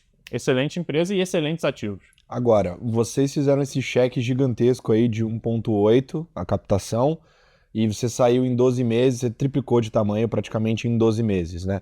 No mundo dos fundos líquidos, ou seja, multimercado, ações, etc., a gente é muito preocupado com velocidade de captação e tamanho, né? Claro que para fundo líquido e para fundo ilíquido existem diferenças totais de capacidade. Para começar, né, que eu acho que é super importante, uma baita vantagem para você como gestor do trabalho, que a pessoa não consegue resgatar o dinheiro de dentro. Exato. Isso faz muito. Isso aí faz muita diferença, né? Não resgata. A cota pode sofrer lá. Pode vender, comprar Pode vender. cota à vontade, mas não vai tirar o dinheiro de dentro do fundo. Isso para você é ótimo, você permanece investido e você consegue fazer esse horizonte 5 a 8. Exato. Né? Esse é o ponto. Agora, como que é para você, como gestor, sair, triplicar de tamanho em 12 meses, assim, em termos de geração de resultado para o cotista? Tamanho importa? Será que vocês estão próximos de um tamanho que talvez já seja razoável, você não vê mais ambiente para crescer? Como é que é essa história de gestão de capacity para um fundo líquido, especificamente de shopping aqui? A gente conversa muito sobre isso lá, né? A gente conversa. Primeiro, acho que tem uma questão de equipe. Sim, a gente pode fazer vários M&As, mas eu consigo gerir aqueles ativos. Hoje o XP Malls tem 24 shoppings. A gente consegue ter uma atuação de qualidade em 24 empreendimentos com a equipe que a gente tem hoje? A gente entende que sim, que dá para crescer ainda um pouco mais. Tá. Se eu crescer muito, eu preciso trazer mais gente, porque eu quero continuar tendo uma atuação de qualidade no dia a dia, na gestão do empreendimento. A gente é o gestor de uma carteira imobiliária, mas a nossa carteira imobiliária é de shopping. Eu preciso estar na ponta, eu preciso saber o que está acontecendo. Não estou na decisão da ponta, mas eu preciso saber o que está acontecendo. Né? Então, acho que esse é o primeiro ponto. Tá. A gente tem que ter equipe. Beleza, hoje o XP Malls tem. Tem boas oportunidades, que eu acho que é outra derivada, né? Você pega, até fazendo uma ponte com o comentário da Mafia anterior, as empresas de shopping que fizeram esse desinvestimento, essa reciclagem de portfólio nos fundos imobiliários. Você pega uma Alus, fez já um desinvestimento relevante, fez um movimento grande. Tem muito mais coisa para comprar deles? Tem, se eles toparem me vender os bons shoppings. Mas é aquela coisa, assim, em algum momento, eu acho que também vai ter alguma limitação, porque eles não vão entregar controle, eles não vão vender tudo, né? Então, e os shoppings são muito bons, enfim, tem que fechar preço também. Então, eu acho que tem espaço para crescer, com qualidade, mas tem que ter muito cuidado, porque a gente vê de forma muito transparente aqui, a gente vê quão cruel é o efeito da diluição. A diluição, ela é muito relevante. E eu não estou falando da diluição... O nosso mercado de fundo imobiliário fala muito você vai emitir abaixo do valor patrimonial, vai diluir. Aí você pega aquele cotista que tem R$1.000 no fundo, num fundo de 6.100 vai fazer uma emissão a um valor patrimonial 10 centavos abaixo do valor patrimonial e diz que vai ser diluído. Beleza, na matemática vai, mas na prática não é exatamente isso, até porque se a aquisição que eu fizer com a emissão for gerar mais retorno do que gera hoje, vai ter sido bom, então não vai ser diluído na prática. Enfim, mas eu acho que aqui, tentando concatenar as ideias, o efeito da diluição ele é muito relevante, porque a gente consegue acumular um resultado e distribuir dentro do semestre, eu consigo fazer uma gestão dessa distribuição. Então, por exemplo, os 3 primeiros meses do ano, a gente gerou um resultado altíssimo, 1,10 por cota, distribuindo 90. A gente fez uma emissão de 1.800 agora, 1.800. A gente aumentou o fundo em 30%, era um fundo de 4 bi, virou um fundo de 6 bi, com a emissão de 1.800. aqueles meus 90 centavos por cota que eu tinha para distribuir de gordura, não distribuído ainda, da noite pro dia viraram 60. Então, eu tenho que tomar muito cuidado com esse efeito da diluição. Então, faz sentido fazer uma emissão se eu tenho boa oportunidade de alocar esse recurso. E a gente comprou 2 bi 100 de um portfólio da Sim, na maior transação da história de um fundo imobiliário, agora também na semana passada, tendo pago só por 1 bi no primeiro momento. Então, quando a gente vê o efeito do cap rate disso, é gigantesco, porque eu tenho 100% do NOI de 2 bi 100, tendo pago por 1 bi só. Então é uma geração de resultado gigantesca no primeiro momento. Daqui a 18 meses, esse efeito da diluição da alavancagem operacional diminui, mas os shoppings cresceram até lá e compensam isso. Então, falando mais, sim, tem espaço para crescer, tem capacity, tem excelentes oportunidades. A gente está com conversas muito interessantes na mesa e a gente, todas as vezes que o XP Malls fez ofertas, foi para comprar. A gente nunca fez uma oferta para botar dinheiro no bolso. Nunca. Ah, me dá aí dinheiro que daqui em algum momento eu vou botar. Não. É oferta. Se a gente não abre o ativo que a gente vai comprar, é porque a gente não pode por cláusula de confidencialidade. Mas pode ter certeza que ele já está endereçado, já estamos trabalhando nessa aquisição e tudo mais. Então, essa última agora, a gente pôde divulgar que era o portfólio Sim, então por isso que acho que a captação deu tão certo também, porque estava muito claro que o deal era muito bom. E ele vai aumentar, ele vai ter uma geração de caixa para o fundo, geração de resultado para o fundo nos próximos 18 meses violentíssima. O mercado viu isso, confiou na gente e deu dinheiro para a gente. Então, tem sim capacity para mais, tem boas oportunidades para fazer novas emissões, boas oportunidades para fazer novas aquisições. A gente só vai aumentar o fundo se a gente for fazer uma aquisição boa, transformacional, que melhora ainda mais a qualidade do portfólio. Todas as nossas aquisições melhoram a qualidade do portfólio no bottom line. Seja no NOI, seja na métrica dos indicadores operacionais. Vacância, inadimplência, descontos, vendas e tal. Então, sim, dá para crescer um pouco mais. Dá para chegar aos 20 bi, que é o nosso capital autorizado? Eu acho difícil acreditar nisso. Tá. Mas dá para chegar tranquilamente a 10 bi, com uma equipe um pouquinho maior, com boas oportunidades de aquisição. Tem coisa bem legal sendo discutida já no mercado. Gostaria de trazer uma boa notícia aí para o nosso cotista até o final do ano. Muito bom, eu também quero essa boa notícia. Mas aqui, esse ponto que você levantou, Colas, é muito importante, porque no final do dia é muito tênue, né, essa linha, porque o gestor ele é motivado a crescer seu fundo, porque a taxa de gestão dele é em cima né, desse valor total. Então, ele acaba tendo uma motivação. Então, a gente também tem que, enquanto analista, isso também é um ponto que a gente sempre olha, né? Como é que foram as últimas emissões? Será que esses gestores, eles efetivamente fizeram boas alocações? Porque você perguntou sobre o time de gestão. Então, isso também é um ponto que a gente leva em consideração, porque existem times que, às vezes, não estão tão orientados para fazer essas aquisições da melhor maneira possível e às vezes está orientado, o momento do mercado está positivo, vamos levantar um capital e aí depois a gente aloca, demora para alocar esse capital que foi levantado, enfim. Então tudo isso também a gente tem certa sensibilidade de ficar monitorando para entender. A gente tem um incentivo perverso em captar. Existe esse incentivo. Isso, a gente discute muito isso. Faz uma oferta um pouquinho maior, vai sobrando dinheiro. Não. A gente briga muito, não. Quando a gente anunciou uma oferta de 2 bi, o mercado, caramba, vocês são malucos? Sim, eu tô fazendo um deal de 2 bi 100. Então eu vou captar 2 bi, é isso, senão eu não faço deal, entendeu? Então, o dinheiro ele já estava endereçado, digamos assim. Totalmente. Por isso que a gente também tem que ficar bem atento quando esse fundo termina essa captação. Como que ele está alocando, Tá conseguindo né? Então, fazer os investimentos que diz. E esse dinheiro também foi realmente bem endereçado porque ele se propôs no início, né? Então... Exatamente, a gente ouviu muito. A gente fez uma oferta em janeiro, aí fizemos outra em abril. Lá vem o XP Malls de novo, nem acabou de alocar e tal. Às vezes a gente precisa de uns 2, 3, 4 meses para alocar aqueles recursos, né? Porque, por exemplo, se pega essa transação agora da Sim, ela era sujeita à captação. Se eu não captasse, eu não fazia a transação. Então, tem um limite do quanto eu consigo evoluir durante o processo de captação. Então, é natural que depois que eu capte eu ainda precise de, 1 mês e meio, 2 meses até concluir as negociações, concluir toda a dinâmica de um M&A que é muito trabalhosa e conseguir alocar os recursos, né? Ainda que eu fique ouvindo lá, pô, o cara captou há um mês e não alocou ainda. Caraca, um mês, cara. Não, um mês é tranquilo, né? Um mês é Até um mês até pouco, assim, dependendo de quais são essas resolutivas ali que precisam ser superadas, enfim, tudo isso. Então, né, acho que a gente também tem que... Tem que dar uma margenzinha pro texto. Não, dá uma margem. A gente só fica acompanhando para ver se Sem depois, dúvida. assim, como foi efetivamente Sim. essa alocação. Porque imagina, tem gestor que ainda, enfim, aloca em portfólio, em ativos, ou, né, não estou falando exatamente aqui em imóveis ou de um fundo específico, mas que às vezes é algo que, como ele falou, pode favorecer indicadores, pode favorecer NOI, enfim.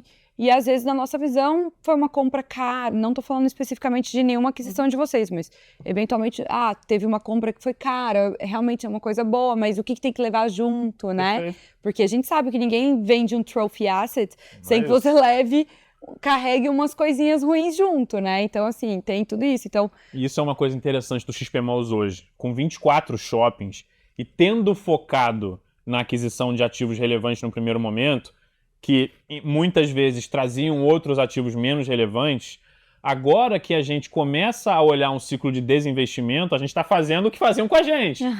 Pô, quer comprar uma cidade de São Paulo? Leva um Parque Shopping Belém. Nada contra o Parque Shopping Belém. A gente já vendeu, deu um excelente retorno, mas a gente comprou o Parque Shopping Belém para poder comprar a cidade de São Paulo.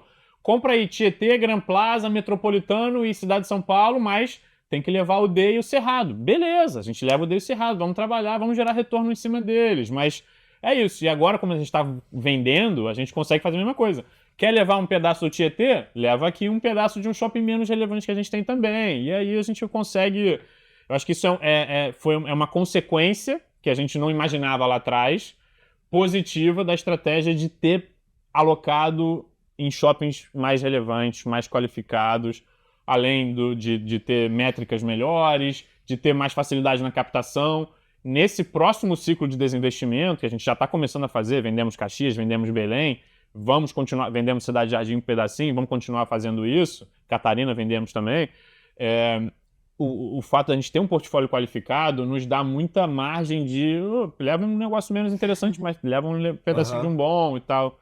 Vamos fazer bastante isso. Essa dinâmica Muito é importante mesmo. Mas assim, eu tenho uma dúvida que é o seguinte, sobre política de dividendo. Porque se o investidor que procura um fundo imobiliário, ele procura essencialmente dividendo, naturalmente o gestor tem uma preocupação, e a gente sabe disso, de manter o dividendo competitivo, digamos assim. Sim.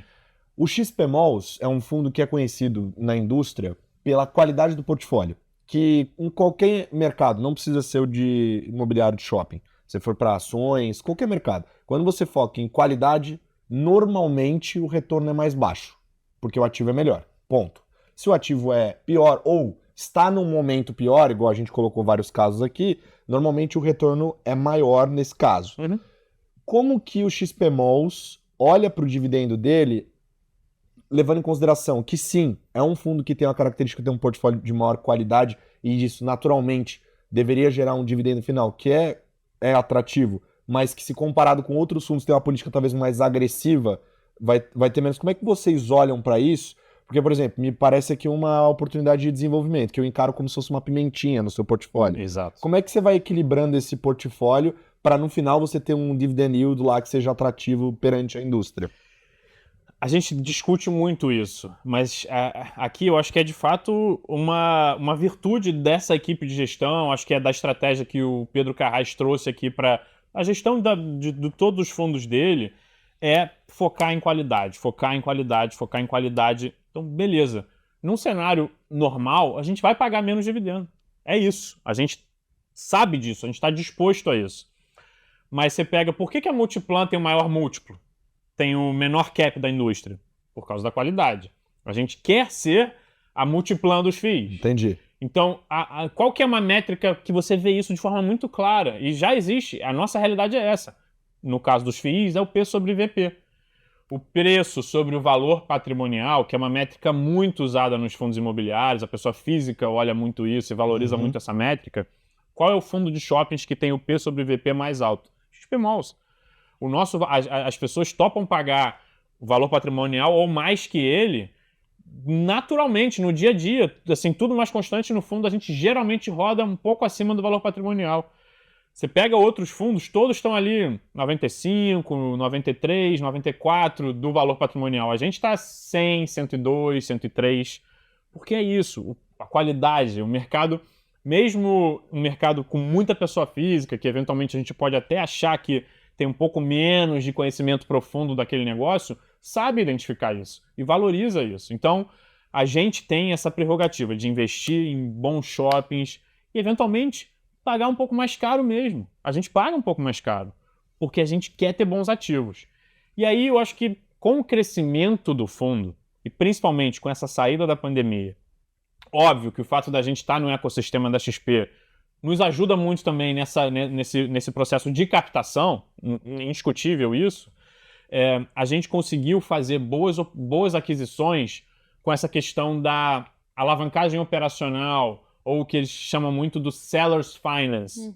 Então, compra aqui 1 bilhão em ativos, mas me paga 400 milhões agora, 400 daqui a 12 meses e mais 200 daqui a 24 meses. Isso gera um dividendo, um mais NOI, elevado no primeiro ano, que eu vou né? acumulando esse NOI. Então, a gente poderia, eventualmente, ter uma distribuição mais volátil. Pô, um mês deu 1,20, distribui em 20. No mês seguinte vai dar 1,10, vai 1,10. No outro vai 1,30, 1,30. Mas a gente joga o jogo do mercado, e o jogo do mercado é estabilidade. O cotista não quer essa variação, porque quando eu for para 1,20, ele vai achar que virou 1,20 para sempre. Tem um bom exemplo, você pega o time, o VISC, cara, fundo espetacular, sou fã dos caras, tem um foco um pouco diferente, mas pô, vinha distribuindo R$1 porque tinha feito uma venda de ativos, vinha distribuindo aquele resultado acumulado ali não recorrente, né? Perfeito. Avisando o tempo inteiro, vai cair, porque vai acabar o não recorrente. Quando acabou o não recorrente, caiu 4% a cota. Mesmo eles tendo avisado e tudo mais. Então, assim, o mercado é muito preso ao dividendo mensal. Então, a gente tem que ter um cuidado com isso. Mas eu acho que o nosso tamanho e a nossa a capacidade de captação do fundo permitiu a gente fazer aquisições que nos deram muito retorno, muito resultado. Então, a gente conseguiu acumular um resultado interessante e a gente conseguiu ter uma distribuição igual dos nossos pares, mesmo tendo pago mais caro, mesmo tendo os melhores shoppings. Foi ali uma consequência de boas decisões, de um ambiente, um ecossistema muito forte, mas hoje a gente consegue ter uma distribuição de dividendos bem competitiva. Se tudo tivesse normalzão, o natural seria a gente pagar menos dividendo mesmo. É isso. Você tem toda a razão no seu raciocínio. Perfeito.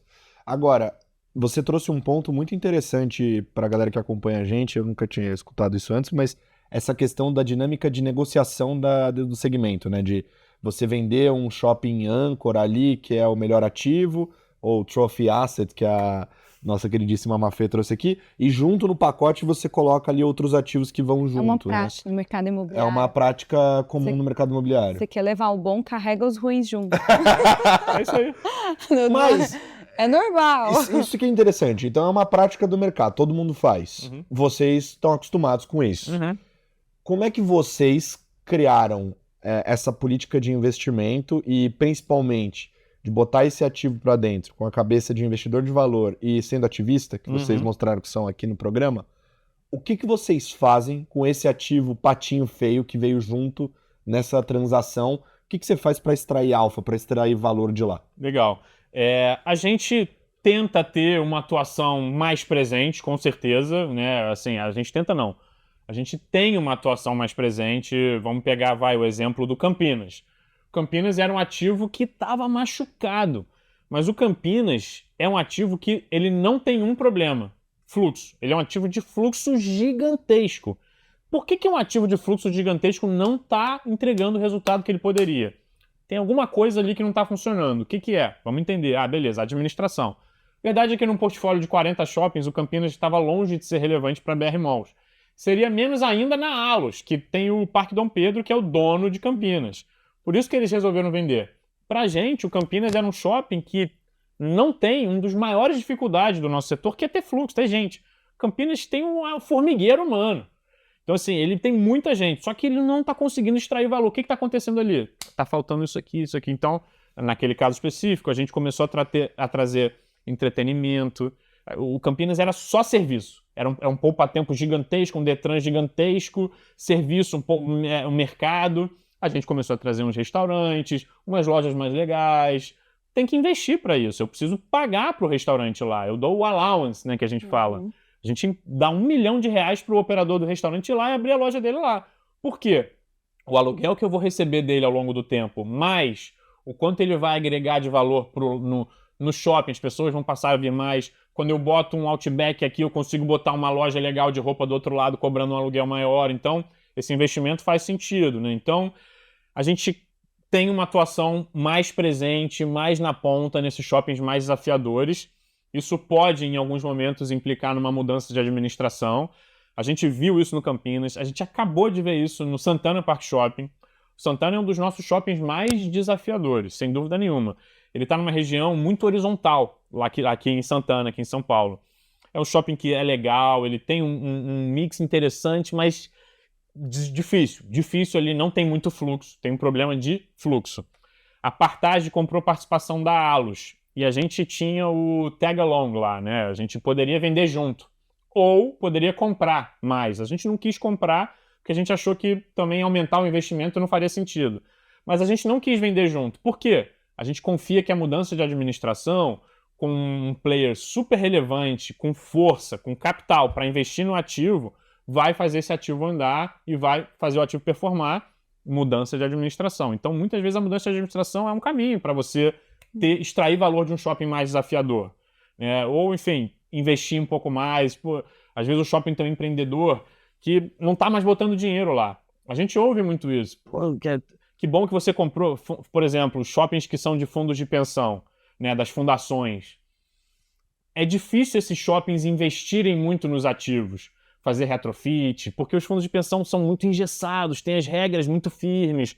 Então a gente ouve muito quando a gente compra de um fundo de pensão ou quando a gente ouve que um fundo de pensão saiu, vamos poder voltar a investir no shopping, fazer o evento, botar dinheiro no fundo de promoção para fazer evento, para trazer gente. Então, são alguns caminhos, mas a gente, sem dúvida nenhuma, passa a ter uma atuação mais presente. Você comenta, na verdade, sim, falando até um pouco da estratégia do próprio XP Malls.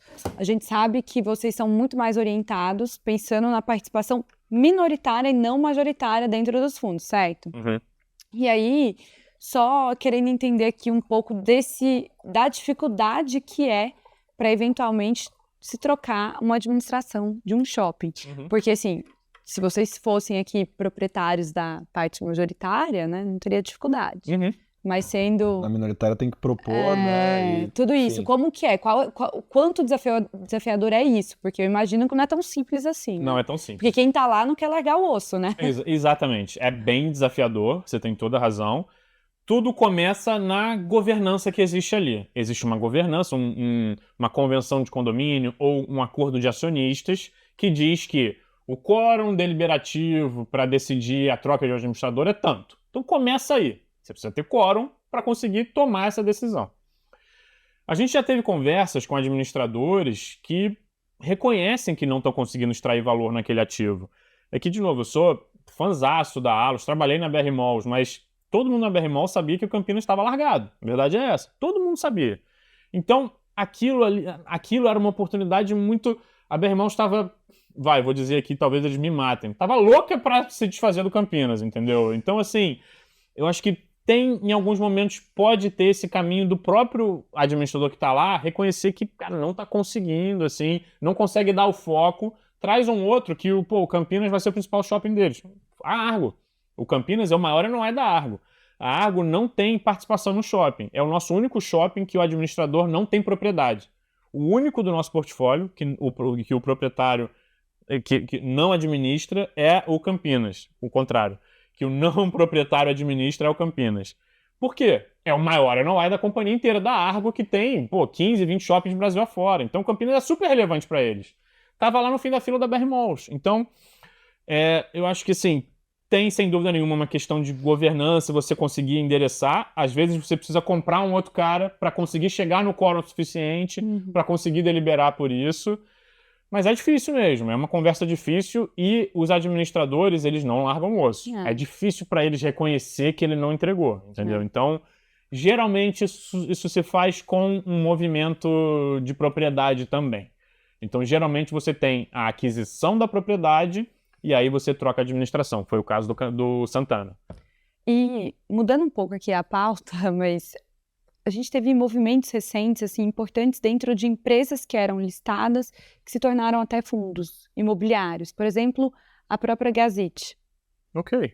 E eu queria entender um pouco da sua visão, porque ali foi uma empresa que tinha participação em shoppings também relevantes, inclusive no próprio Cidade Jardim verdade, também, sim, tem razão. inclusive, e acabaram desfazendo parte do seu portfólio, enfim, desinvestindo e montando, né, unificando ali um fundo imobiliário. Como é que é a sua visão? E não só a Gazit fez esse movimento, né? A gente viu outras empresas também fazendo movimentos similares. A própria Iguatemi também tem um movimento assim.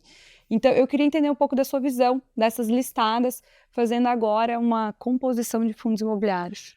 Interessante isso. A Gazit eu acho que é um bom exemplo.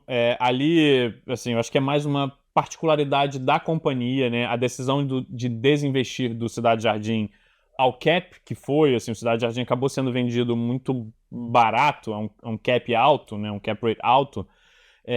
Eu acho que ali está muito mais relacionado a questões da Gazit Globe lá em Israel, alguma dificuldade de levantar dinheiro.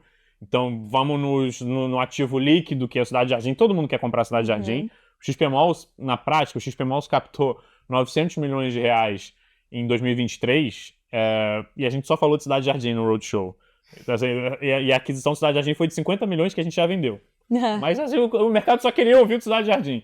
Então, assim, é muito líquido, é uma participação muito líquida. A Gazit olhou e falou, cara, preciso levantar dinheiro, vou no mais certo. E aí fizeram esse movimento de criar o FII, que tem um pedaço de quase tudo, só não tem o top o Top Center ali na Paulista. Mas ali eu acho que é um movimento, nesse caso específico, eu acho que foi mais uma questão interna, uma necessidade de liquidez que levou eles a esse caminho, tá? Talvez, a gente chegou a conversar em alguns momentos, transação do portfólio todo, transação de 50-1 do portfólio todo, e não conseguimos evoluir preço. E eles acabaram decidindo fazer o IPO do fundo deles. Veja bem, a estrutura que eles tinham aqui já era de um fundo imobiliário. Então, eles tinham as participações nos 6 shoppings deles por meio de um fundo imobiliário que era proprietário do dono da Gazit lá fora. Ele simplesmente fez uma secundária dessas cotas para o mercado. Então, ali tinha uma facilidade também. Sim. Eu acho, além da Iguatemi, que fez esse fundo com o Banco do Brasil, que eu acho que me parece ali uma oportunidade para fazer novas aquisições, então eles ganharam um braço que não machuca balanço deles para fazer novas e relevantes aquisições. Eu queria até focar nesse ponto, justamente, porque eu entendo que também pode ser, por exemplo, talvez não a Gazit, mas a Iguatemi, muito mais também uma fonte de, justamente, o funding, né? Isso, exatamente. A gente estava aqui tentando falar no início, Sem porque dúvida. talvez a empresa queira expandir e não tenha essa facilidade no momento, mas o fundo imobiliário é o veículo que vai possibilitar isso. Com atualmente. certeza. E por outro lado, você pega assim PropTech, que a gente comprou agora participações nos 6 shoppings deles, uma transação de 2 bi e 100. Ali, me parece um pouco dos dois. Então, tem uma questão de funding também, não é assim, pô, eu sou fãzaço deles, eles são muito bons administradores. O Cidade de São Paulo é o melhor shopping no Brasil, então, quando me perguntam quem é o seu melhor administrador, eu sempre falo Cidade de São Paulo, porque é o melhor shopping do Brasil, é assim que administra. Então, assim, sem dúvida nenhuma, das melhores administradoras. Mas eles fizeram esse movimento com a gente. Ali, não quero entrar no mérito da companhia listada, aberta e tal, me parece que ali é um shift de uma companhia de propriedade para uma companhia prestadora de serviço. Tanto que eles querem, traz shopping seu aqui para a gente administrar. A gente quer ser um prestador de serviço de administração, mesmo sem ter a propriedade. Acho que a companhia vai caminhar nessa direção ao longo do tempo. Também tá com 2 bi, não agora que eu só paguei 1 bi, mas daqui a pouco vai ter 2 bi em caixa. E assim, a gente ouviu, vamos investir, queremos fazer negócio novo, tem negócio novo pra gente fazer, vamos fazer e tal. Então, ali, nesse caso específico da Sim, eu achei um movimento interessante porque ela preferiu ir num veículo que garantiria a transação também, porque eu acho que tem isso, né? Eu imagino o pessoal ali tomando a decisão, cara, como que a gente garante que vai ter a transação de 2 bi, que vai dar para fazer ela numa tacada só? Vai no veículo que está que é consolidado, da XP, né? Que é consolidado, que tem o melhor portfólio, que já comprou 3 shoppings nossos, que a gente é fã dos caras, a gente tem uma relação ótima com os caras, vamos nesses caras aqui, XP Malls. Funcionou dos dois lados. A recíproca é super verdadeira. A gente é fã dos caras também, a transação foi ótima, assim, inacreditável. A transação com a JHSF deu muito mais trabalho e foi muito menor do que a da SIM, que foi muito maior, enfim, com a particularidade da vida. Mas ali foi uma decisão, eu acho que um pouco dos dois. Deixa eu mudar um pouco o shift da minha companhia, deixa eu shiftar um pouco a minha companhia de uma companhia de propriedade para uma companhia prestadora de serviço e deixa eu trazer um pouco de funding aqui também. Com certeza vão distribuir dividendo, mas estão com caixa para investir. Perfeito. Ele vira oportunidade para você comprar shopping. Pra gente. Portfólio maravilhoso. Gran Plaza, cidade de São Paulo, Tietê, Metropolitano. Muito bom. O melhor deal é o que é bom pra todo mundo. É isso. Esse é o melhor exemplo. Perfeito. Pro chamada de margem, então, momento de bate-bola do nosso programa, perguntas e respostas rápidas. A primeira delas, um clássico, lição de casa. Então pode ser um livro, um paper, um vídeo, o que você quiser recomendar pra gente. Eu fiz essa transação com a SIM e eu tive o prazer imenso de ser convidado para um evento que o senhor Eli Orne fez com a equipe da SIM. Porque eu imagino o funcionário da SIM, né, vendo a transação, o que vai acontecer, para onde a gente vai? E ele fez questão de chamar todo mundo, fez um convite, estendeu o convite pra gente. E eu, assim, a sala inteira chorando, porque, assim, ver o senhor Eli Orne falando é inacreditável.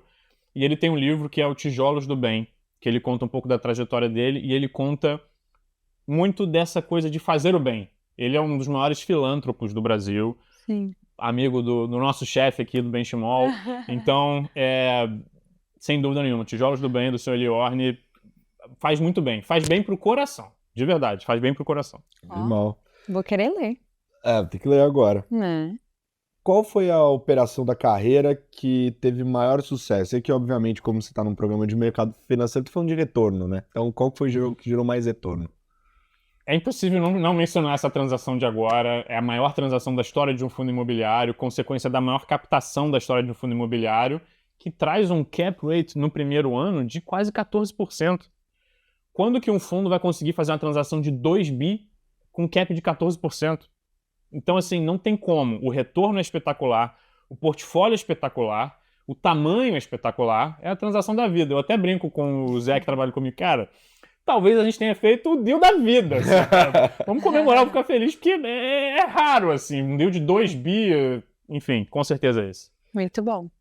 Se você pudesse comprar qualquer shopping, o shopping dos sonhos, qual você compraria? Isso é fácil, eu sou carioca da veia, me mudei inclusive esse final de semana para São Paulo, tô ainda me acostumando com isso, tudo certo. Barra Shopping é provavelmente um dos melhores shoppings do Brasil, se não o melhor em termos de Mais retorno. do que o Morumbi Shopping? Acho que sim. É? Ele é mais completo, ele tá ali conectado ao New York, também tem o Village relativamente perto, é o ecossistema Multiplan na sua essência. E eu sou muito fã do trabalho deles, de tudo que eles construíram até aqui. A gente sonha em ser sócio da Multiplan. Dê um pedacinho pra gente. Mas, brincadeiras à parte, Barra Shopping. Mas ali ele não larga o osso, não. No! Consegui isso. É seu sonho de vários gestores. Exatamente. Eu vou continuar sonhando, mas pra mim é fácil. Barra Shopping. E qual foi a operação, transação que vocês fizeram de insucesso, mas que te gerou o maior aprendizado, assim? Foi muito interessante. Lá em 2019, a gente teve aquele boom pós-eleição do Bolsonaro, né?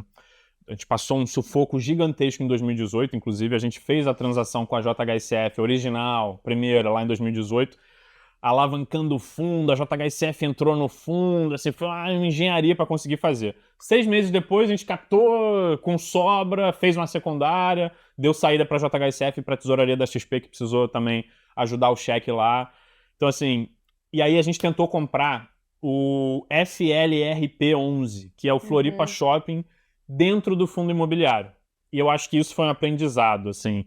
Qual que é o ponto? Esses shoppings, esses fundos monoativos de shopping, toda vez que a gente vai fazer uma aquisição, um M&A, você tem todo um arcabouço de indenizações e garantias para coisas que podem acontecer lá. Perfeito. Se uma estrutura cair, se aparecer um problema ambiental, se vier alguém aqui batendo na porta dizendo que você não podia ter vendido porque o shopping era dele e tal, Perfeito. Você tem todo um contexto de indenização.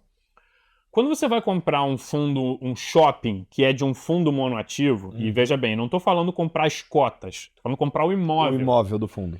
A consequência é o fundo acabar. O fundo vai receber dinheiro pela venda e vai distribuir para os cotistas, amortizar e vai acabar. Perfeito. Quem que honra a indenização se tiver algum problema? Vai para o administrador do FII. Porque o FII acabou. Porque o FII acabou. Você não tem mais aquele CNPJ. E a gente viu que o administrador não está disposto a correr risco e indenizar para nada. Então a gente gastou, no caso do FLRP, acho que foi um erro ali nosso, do vendedor também, que na época era o BTG, não está mais com o BTG, está com a Red agora. A gente trabalhou durante 2 meses e tal, deixamos tudo redondinho, com indenizações e tal. Chegou lá para o chefe, ele canetou a minuta inteira e tirou todas as indenizações. Falei, cara, eu sou um administrador de fundo, eu não posso daqui a 3 anos aparecer um negócio ambiental lá e ter que te indenizar por um negócio que nem me gera mais receita. É interessante essa discussão. E eu concordo. Eu acho que foi um aprendizado. A gente gastou tempo, gastou dinheiro e aprendeu que comprar imóvel de fundo monoativo é maior cagada. Irado. Essa história é boa. Essa é boa. Agora, para matar, até porque eu sei que o XP Malls é um fundo que tem muitos cotistas, né? Sim. Então ele é um fundo muito popular, muitas pessoas conhecem. E eu queria dar a oportunidade para você dar uma visão assim geral da indústria de shopping mesmo, daqui em diante, assim. O que você espera pro segmento, em termos de cenário, em termos dos ativos também, o que você espera de maneira geral pro setor, quase como uma mensagem pro cotista. Ok. A gente está nos setores mais resilientes do Brasil. As crises têm mostrado isso. A crise 15 e 16 da Dilma, a Covid foi a maior crise do varejo internacional da história. Você vê aí, a recuperação foi em V em 2022, 2023 crescendo, 2024 crescendo. A gente está num setor muito pujante, muito resiliente. Então, acho que é indiscutível. Você pega a margem do nosso setor e o nosso cotista é proprietário dos shoppings, a gente bate muito nessa tecla, vocês são proprietários dos shoppings, efetivamente, de um setor que tem uma margem altíssima, muito resiliente. Vem crise, sai crise, a gente segue lá com muita resiliência. Então, a gente confia muito que o brasileiro ama isso aqui, que esse produto tem muitos anos de vida ainda. Não sei o que vai acontecer daqui a 40 anos, mas tem bastante estrada ainda dentro desse setor de shopping. E eu acho que a gente vai ver consolidação. Acho que a gente vai ver os fundos imobiliários crescendo, eventualmente fundos imobiliários absorvendo outros fundos imobiliários. Eu acho que é natural a gente ver esse caminho, esse movimento. As empresas também fazendo novas fusões. Você pega, tem umas transações icônicas que estão no mercado há algum tempo que vão acontecer. É o portfólio da JCPM, que a gente ouve há anos se falar disso, que vai ser vendido lá no Nordeste. É uma transação gigantesca, em algum momento vai acontecer. Pátio Paulista e Pátio Genópolis, em algum momento vai ter essa transação também. É uma transação de 2 bi alguma coisa. Então, a consolidação ela vai continuar acontecendo. Você tem shoppings excelentes que ainda são de famílias, de grupos familiares. A gente vê muito isso. Morre o original, os herdeiros não estão a fim de ficar ali, querem dividendo. Quer curtir, né? Natural, tá tudo certo. Então eu acho que a gente vai continuar vendo consolidação desse nosso setor, bastante consolidação de um setor muito resiliente, muito forte, que a gente gosta e confia muito, tem muito espaço para crescer, para fazer boas aquisições. É isso, confia na gente, tem muito espaço para crescer ainda. Muito bem. Mafê, Ah, obrigado. parceiro! Obrigado. Acabou. Você volta, Eu mas volto. pra galera continuar te acompanhando, liga difícil. É isso aí, Steter que se cuida. Mas eu vou voltar pro meu programa original, que é o Liga de FIIs, então todas as terças-feiras. Eu espero vocês também, me assistam lá, me honrem lá também, porque lá tem papo com o gestor também, tá? Não vai ser o Teatini então em breve, eu fui porque convidado. tivemos Eu esse fui papo convidado, mas aqui. tudo bem. Não, esse papo aqui foi super especial, foi bem melhor do que a gente poderia ter, porque aqui quase 2 horas de papo, né? Então, enfim, mas convido todo mundo a assistir, sempre tem conteúdos legais, a gente fala sobre carteiras recomendadas também, o pessoal gosta sempre do que a gente tem falado, analistas, e também os conteúdos aqui dentro do site da XP, que tem muito relatório, muita coisa importante. A gente está sempre ali, estou sempre no Morning Call da XP. Toda semana estou lá falando, dando atualizações, contando o que vai acontecer. A gente trouxe essa notícia de uma possível tributação da receita dos fundos imobiliários. IFIX caiu, a gente vai lá, fala de movimentos, correção de mercado, enfim.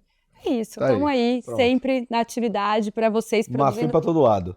Onipresente, segundo produzindo os melhores conteúdos para vocês. É isso. E processo importante de seleção de convidados para o Stock Pickers, a gente conversa com pessoas que conhecem, né, o convidado antes dele vir, até para eu entender o que eu posso falar, o que eu não posso, quais são os gatilhos. E aí quando eu tava falando com o Luquinhas, famigerado, né, ele já conhece muito bem o programa, me conhece muito bem também, ele foi te descrevendo, falando experiência, as coisas e tal, pra falar ali. E aí no final ele falou, ponto muito importante, ele é muita resenha. E cara, ganhou esse troféu que eu ia falar isso. Dos últimos gestores que eu entrevistei, com certeza um dos que melhor fala. E quando bate isso na cota também, tudo de bom. Então, obrigado, Tetini, por estar aqui com a gente. Obrigado demais a vocês aí pelo convite. Pra gente realmente é um prazer imenso. A gente acompanho, gosto. Tenho amigos que vieram aqui, né? Eu tava até comentando, o Pedro Andrade, que esteve aqui recentemente, grande amigo, Guilherme Mota também.